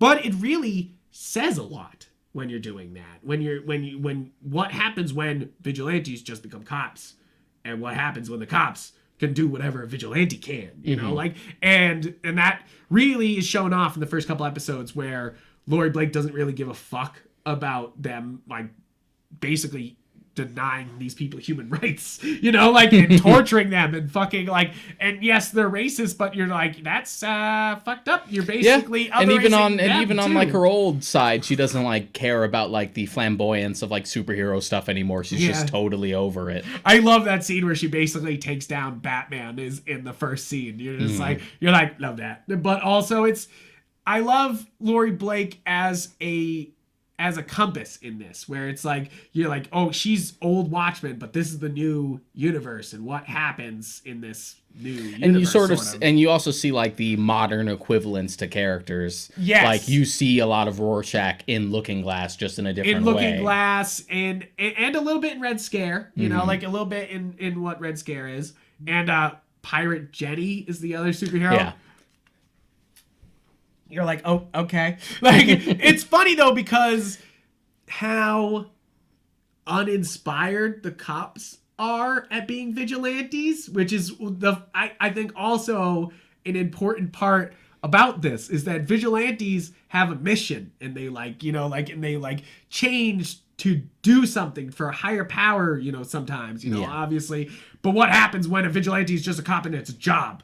You know, like what happens when they just have to be a masked person, you know, like, and what that means. I think it's kind of funny that the detectives are all different superheroes, but every other cop is just a yellow masked dude. You're just like, you're like, okay, you're like, oh, all right, whatever. I do love the symbolism of the cavalry wearing the Rorschach mask. Which is good. It's good that the show is immediately just like, no, don't idolize Rorschach. This is what he would inspire. Yes. And even when the trailers had first came out for the show, I'm like, that's a smart idea. Yeah, that's the way to go. It's very Sons of Batman. Yes, exactly. Yeah. Where it's like, what happens when this vigilante finally peters out? Just like, what does he inspire? Rorschach's story would be fucking appropriated by a bunch of right-wing extremists. And it's kind of a great parallel to Watchmen, because Rorschach was the only one to stand up to Dr. Manhattan, you know, like was the only one to be like, no, I'm walking out and I'm telling the world, you know, like, and that's kind of what the cavalry's doing here, where they're like, we're just going to take God power and then go around and right everything, you know, and you're just like, that's kind of crazy, you know, like, and it's very Rorschach thought, like, you know, like, is that I can go out and affect this change by murdering people, you know, and judging them morally, you know, like, and you're just kind of like, shit, no, like, that's frightening if he got all that power, you know, like, and I really do love this kind of double story of two organizations trying to steal the power of a god, you know, like, it's very much, it's interesting because, what is the reaction to a world where they're like, there's a god running about and there's no other gods and we can't like recreate this fucking event, so we'll just steal it from him. We also can't really reach out to the one we have. Yeah, right. We can't reach them. And I'm glad that like the squid still like permeates like culture. Oh yeah. It's gotten to a point where people are mostly used to it, but I do like that scene where like Looking Glass like part-times as like this sort of like advertisement like consultant, and how they're trying to advertise people coming back to New York, just like, oh, it's fine now, and he's just like, no, people are still scared, they don't want to go back. They don't want to go back. And okay, so Looking Glass is probably the best addition of a new character. Like I think Lady True's really cool, and I think they do a great job of expanding on Will Reeves, but he's of course a old character. I think Looking Glass, it's like I like Night Sister, but she's obviously the main character and basically a tool to the plot. It's like Looking Glass is very interesting about what he is, you know, like about like, you know, like they're gonna, you know, he's trying to expose what people have inside them, you know, like, and it's. But also I like his the story delving too. Yeah, like I love that opening of his like own episode where he was like just across the bay in Jersey when the attack had happened. Seriously, that is quite the fucking scene. I love that because you don't get that in the Watchmen 2009 movie. You don't get the squid moment. That's one of the things we had criticized about the movie last week, is that you sort of undermine it by having it just be like a Dr. Manhattan bomb and everyone just disintegrates. You don't get that moment of just like horror. Look at the bodies in the streets. Yes, and that's what obviously they didn't understand there. And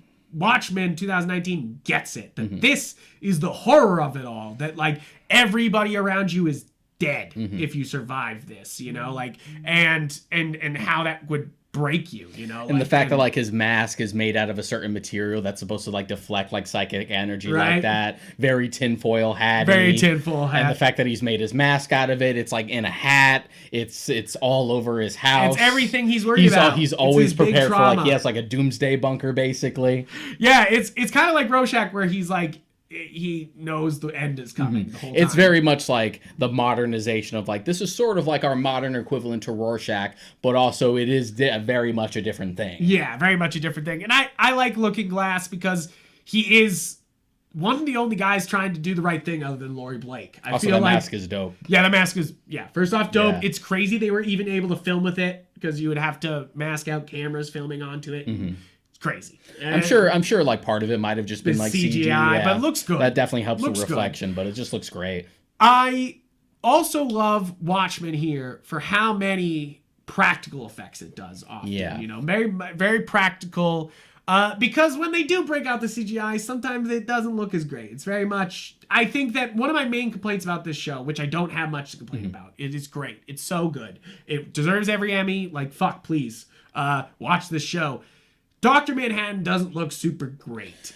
I was expecting him to look a lot worse, to be honest. Yes, I was worried about it when he was going to inevitably show up. I was waiting for it to look bad. Because they did such a good job in Zack Snyder's Watchmen, where they get the feel of Dr. Manhattan down, you know, like his glowing, the right color. Yeah, and the fact that it's like a separate actor's head onto a body double. Yeah. And it's done so well back in 2009 where we still do that effect now and you can see when it looks bad. And he just kind of looks like he's painted blue at some points, you know, like, which Dr. Manhattan in 2009 did not look like he was just painted blue. He looked like he was emanating power. Yeah, I think it helped that they like emphasized like two different modes where like I'm glowy and my eyes are white and like my energy's a little dialed down, so I'm not glowing and my eyes are just normal eyes. Yeah, exactly. So like you get like more of like a domesticated Dr. Manhattan. Yeah, and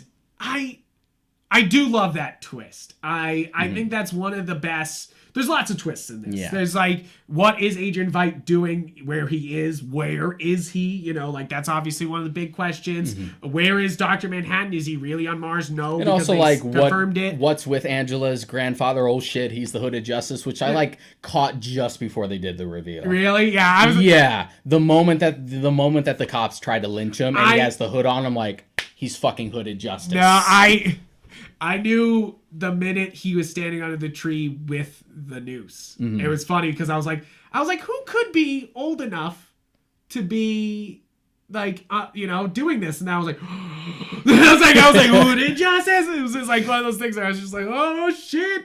And I love it. Yeah. It's one of those things that there's a lot going on in this show, the same way the Watchmen novel has a lot going on.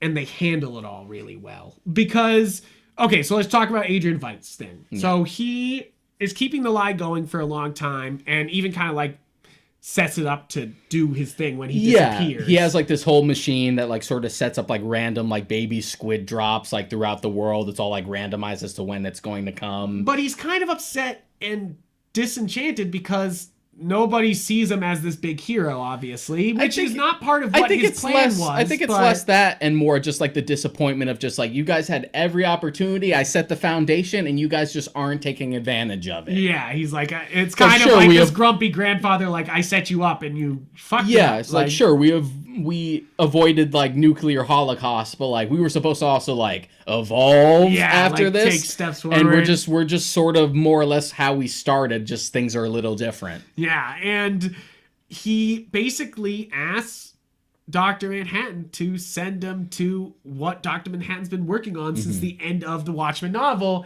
is on Jupiter. He's creating life, which they say in the Watchmen book. I love it. That's the best part about that. The Dr. Manhattan plot. They mention that in the movie too.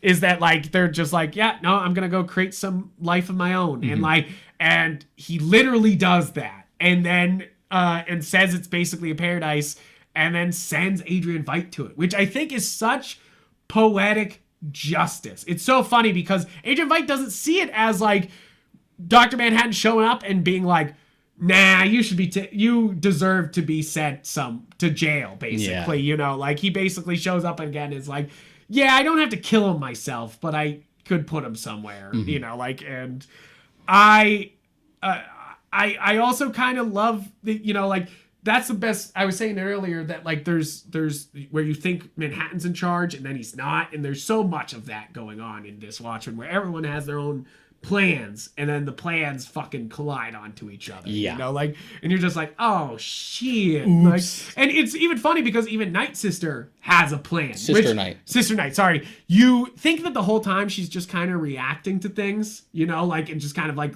living through this experience sort of. And then you have the moment where she looks like she's cracked and then beats her husband to death. And really, she's just unlocking fucking Dr. Manhattan's real body out of his human form. And you're just like, the fuck? And it's really been that they've been hiding. She's known about Dr. Manhattan and she's hid him the whole time. For fucking like 10 years. I love that, though. Yeah. Because it's first off, it seems sort of far-fetched, but it's very Dr. Manhattan that, like, in the end, Dr. Manhattan's kind of romantic. You know, like, it's very established in this book, in the book, that, like, one of the greatest things about life for Dr. Manhattan is love. You know, like, and he has his original girl, Janie Slater, and then Laurie. And I think that after like 20 years, Dr. Manhattan would be like, I need someone, but it's also it's also trippy and sort of paradoxical because he sees all of time simultaneously that, like, he sort of goes to, like, I love you. At least I will, so let's get this started. Yeah, right? You're just like, what? I love that. But I also love the, like, blind spot of just like, there's this period in my life that it's just blank to me. And just the idea that, like, yeah, we were able to be happy together because we found a way for you to basically just make you human. Right. And I like that it's Adrian's like, oh, this was plan A. I just did plan B instead. Right. Where he makes, like, the little, like, charm that looks like the atom symbol. And it's, like, made of tachyon particles. Yeah, right. And it basically turns him human. You're just like, oh, shit. Like, I love all of Adrian's plans being shown off in Watchmen. Like, his many sperm things he had set up to basically clone himself forever. You know, that was like the more ridiculous, not so much like the sperm and like maybe for him to like continue on. Yeah, to, like, obviously he would do that. He's a narcissist. Like Lady True being his daughter was like the one thing that was just like, okay. Well, it's for me. It's I get it. It's a little silly, but fine. I would have believed it if it was an intentional daughter. I think that's the part that kind of like. It's like it drives the plot more forward that he doesn't know about her, but it also is one of those things where you're just like, I kind of wish he did. You know what I was actually thinking that they were doing with Lady True is that she wasn't going to be Adrian's daughter, and this was just like a fleeting theory. Yeah, theory. I thought that maybe she was going to be like the comedian's daughter from that one pregnant Vietnamese lady. Like she actually like survived somehow. That would be crazy. But that would also be like fucking revenge on the world. So I thought that's what they were going with it, because this has like almost nothing to do with the comedian. No, I kind of went with that, like, that my original theory, and obviously it wasn't true, that she was a clone of Adrian Veidt that he made, but obviously he would not make a male clone because he's already the male clone, you know, like, and instead they're just like, nah, it's somebody who was pissed at Adrian Veidt, as everybody probably should be, and stole his sperm to make a genius baby. You're just like, okay, what? Okay, it's the one reach in the show. I would say it's definitely the most comic booky if you had to describe it. Right? Yeah, it's like, oh, all right, but it works. I think it works because obviously she wants to bring her parents back to her, and that's what brings everybody together, you know, which is very Watchmen. You had to have a reason for that. And Lady True is like so good as the character, and so she has like such like this narcissistic like presence to her. I'm just like, no, I get what I want. Yeah, nah, this is mine. You know, like it's kind of unbridled Adrian Veidt. You know, it's funny because Adrian Veidt finds her so distasteful, but at the same time, like, is like, you're me though. Like, it's just you. Like, you're me. It's just you without the pretense, right? Yeah, like without all the Osmondius things. Yeah, all like the grandeur. But I really, I like that it's all in the family, sort of. You know, like that this story comes down to that it's all in the family. That Sister Knight is related to Hooded Justice. That Lady Trudeau is Adrian Veidt's daughter. So like every like connection is even more of a connection. You know, like it's even deeper. But it doesn't get into it. I do not like. My one thing that I didn't like also is that Dr. Manhattan barely ever acknowledges Laurie. Yeah, that was weird to me too. I felt like that was weird. They should have a moment. They should have a moment where he recognizes Laurie, you know, like, but it's almost like he can't see her as old Laurie, you know, like it's almost like Dr. Manhattan only sees young if Laurie. they at least like played the fact that just like, oh, it's not like we haven't seen each other in years. I see time simultaneously. To me, we're still together right now. Right. But they didn't really like dwell on it too much. No, they really didn't. Which, you know, I'm fine with because again, it's a sequel series, but it's like one of those things where it's just like two things. And you wanted to keep, really and I know you like, wanted to keep the focus on Angela, which thankfully Angela is such a great character. Yeah. And like really carries the show as the lead. Seriously, I think she does. I think that whole backstory of like not only just like the lineage of Hooded Justice, but the fact that she was like raised in Vietnam and then she became a cop. And that Vietnam became the 51st state, and they like really delve into that, you know, like, and what that means. Because they mention it in Watchmen. They're like, yeah, the 51st state, you know, like, and then, but they don't really like touch on it any more than that. And I really do love that they dive deep on in the show. They really got to show it off. I think that it's kind of incredible, this series. I really do think it's amazing because I almost liked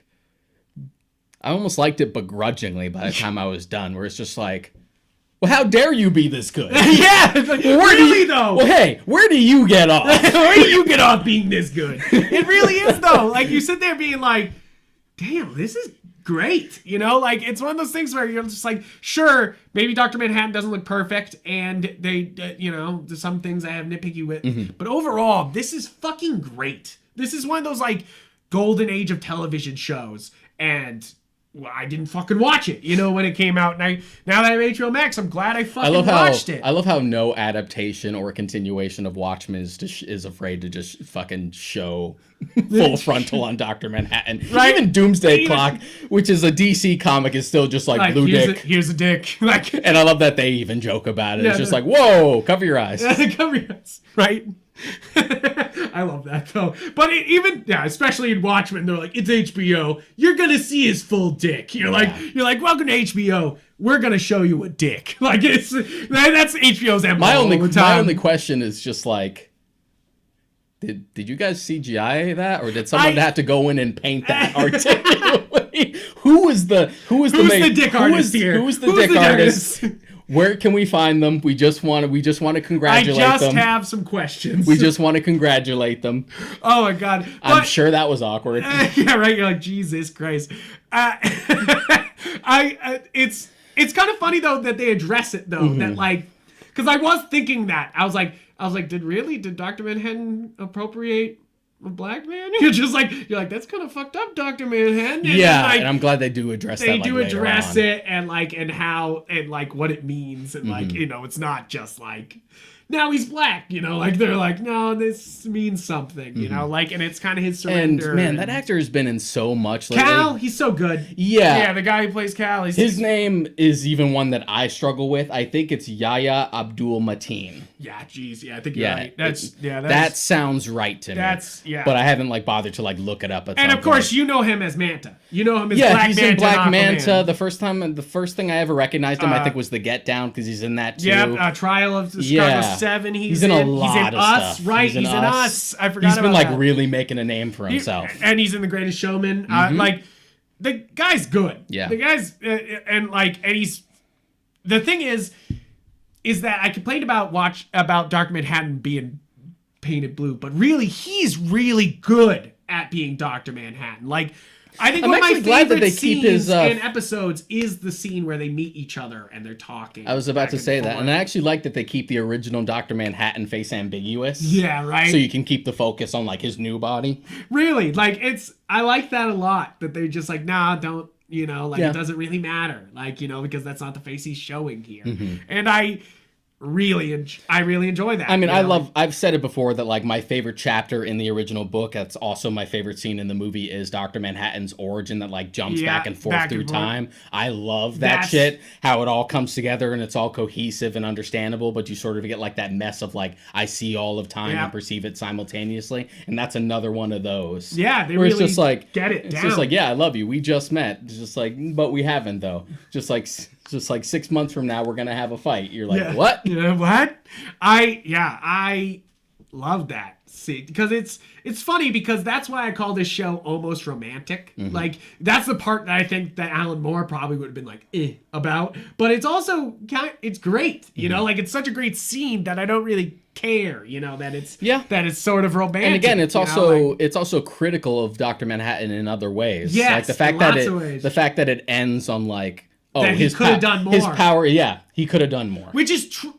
It's always the problem with Dr. Manhattan. And I think they kind of addressed that in Doomsday Clock, is that he should have done more. And he's not inspired to do more. And to be fair, it's not something that like the original book ignored, because we had the scene with comedian being like, you could have stopped. You could have stopped the bullet. You could have turned it to rice. You're just drifting out of touch. Yeah. And even in Doomsday Clock later, was like, I'm a being of inaction. I love that in Watchmen because it really shows him disconnecting. You know, like it's a great character moment, you know, like where it's just like, oh, he's disconnecting from humanity. And what's funny about Watchmen 2019 is him reconnecting with humanity, you know, like with him, but with one person, with Abar and his kids. I love that. Like, I love that. Like Adrian knows it immediately. Yeah, it's just like, oh, what's her name? Yeah, what's her name? Yeah, he knows it. He like reads him like a fucking book. Dude. Yeah, like you're like, yeah, okay, yeah, like that makes sense to me. I can't say it enough. I just love that he sees a naked black man just in Karnak, and he's just like, "Hi, John." He's like, "How'd you know it was me?"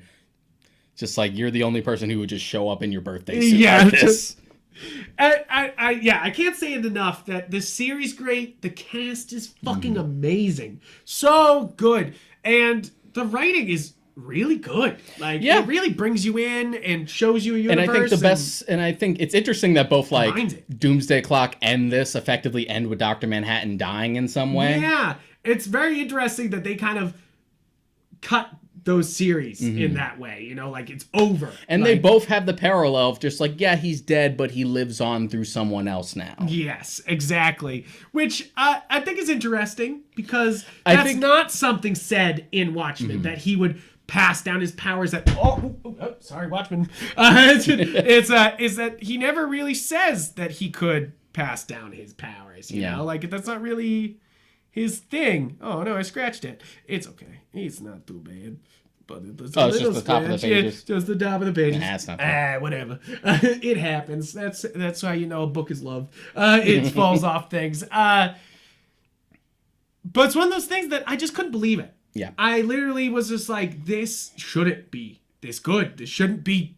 It shouldn't be happening at all. And that it is, and it's great. Is amazing. And I definitely picked up that like joke is just like, oh, that's not just a throwaway thing. When he was just like, oh, so you can transfer your powers? Just like, so say if you put it in this egg. Yeah. And they make the joke of just like, oh, here. And then he just drinks it. And I'm like, oh, that's going to come back. Yeah, you're like, yeah. That's where we're going. Yeah, and I can't drop that loaded gun. And I think it works specifically. And this is sort of like a thing that I feel, and this is, I guess, it's also what's interesting about this is that Watchmen is also a little bit about consent here at the end, where Dr. Manhattan says he can't give his powers to anybody unless he does it with their consent, you know, like, and that there's two people trying to take his powers, like forcibly, like torturing him, trying to take it from him. And it's funny that in the end, the person who gets the powers is the one that consented to it, you know, and wanted it. And like, and that really is saying something about power, is that like power can't be taken or forcibly. It's got to be earned and used well. Yeah, like, you know, and given to someone who might, you know, might deserve it. Yeah. And I'm glad the show ends where it does, and that's another reason where it's like, just leave it alone. It is better left off in this ambiguous note of just where will this go? And you're just like, leave it. Leave it. Who knows where it might go? Leave it. I do love the ending. It's very Inception. It's very, very much like, oh, but is it what? Oh, was it? You know, like it's very classic ending. But I love that little bit at the end with her trying to walk on the pool. You're just like, ooh, that's a nice stuff right there. You got there. But really, guys, I think that's pretty much all I can say about these two things. I probably got a lot more to say about it, but really, read and watch these. We were naysayers on it, and these are amazing. These are worth it. It's funny we were talking about... They got some nerve, but they both work. But it's funny because we talked about an adaptation at the beginning here, because we were and last episode. But it's funny that these are adaptations and sequels, and they take it in so different ways and take the source material and remix it, but also try to introduce new things, like new and everything. Especially in the HBO series case, like it was only really going to work if you had like a real big swing beyond just like, I love Alan Moore. Yes. Like you had to, it works that you're just like, no, we have something to say, but we're also being critical of the original material as well. And we got something to say on that. Yeah. And I always said that like a Watchmen show that was just a straight adaptation of Watchmen would have been really cool. Because you get the long form, you can tell the whole Watchmen story. Especially now that we actually have like the means to do that. At first, I was upset about this because I was like, oh, you're going to use it on a sequel. You're going to use this millions of dollars on a sequel series instead of another remake of Watchmen, the best-selling novel of all time. And they were like, yeah, we're going to do that, bitch. And you're like, and then they do, and you're like, it's just like, it really is. It's like, it's really one of those things where you're just like, how dare you guys? And then you read and watch these two things, and you're like, shit, that's good stuff. It's like, well, I'm glad I was wrong. Yeah, exactly. Not often am I glad I'm wrong, and but I'm really glad. Most of the time, I hope for it. Just like I would rather be wrong and it be good. Yeah, we always feel that way. And thankfully, that was pretty much the case. Yes. And I felt like I had like good vibes with it with the first two episodes. Even though I like watched that and didn't watch like the rest until a lot later. But it really does kick it at episode 3. I feel like it's like, and sends you first two episodes are good, but three is when it really fucking. And episode 3 is the Laurie one. Yeah, I feel like Laurie really dragged me into the show, and then I was in for it. I was like, oh shit, this is amazing now. Because at first they're just like, here's the consequences of Watchmen, and then they're like, but here's a Watchmen character, and now it's off, and I have a lot of hope for DC at HBO with this show. I just want more HBO Max series with DC properties. Do it. Fucking do it up. I'm sure that probably would have been the case if like Netflix hadn't snatched up the Sandman first. Yeah. Hey. The only thing I'm worried about with Netflix is that they love to cancel things after 2 seasons now. Yeah, or completely cancel things before anything happens, they've done it so many times. Avatar, where they were just like, oh, somebody found out about it, cancel it. Like, same thing with Star Wars. They were like, cancel it, never mind. And you're just like, does it have to be a surprise? You don't have to worry about that. Just fucking. I know Neil Gaiman. I know people have asked like Neil Gaiman of just like, what if Netflix pulls a Netflix and just like cancels it after 2 seasons? And he says like, I have safeguards in place. Yeah. I'm like, imagine that's just like, we'll just bring it to HBO Max. Yeah, right. He's just like, and I can sell it to somebody else. Yeah. It'll be easy enough. But guys, thank you so much for listening to this episode, for this 2-parter. Remember, check out part 1 before you listen to this one, obviously. And if you haven't yet, go back to part 1. And hopefully you enjoyed this, because this one has been a long time coming. It's a very long time coming. Yeah, exactly. And I'm glad I suggested that we should have done it as a 2-parter, because especially now that we're just wrapping up on this one, trying to cover these 4 iterations in one episode would have been a lot. Would have been a big boy. But guys, check out Warp Shelf anywhere you get podcasts. Be sure to go to galaxygeek.com, where the podcast lives with all its iterations and all the different episodes. You can check us out on Instagram and Twitter. I am Yupfrank. I'm Mod Karika. And and guys, thank you so much for all your support, and I hope you have a great week. See you next time. And see you next time.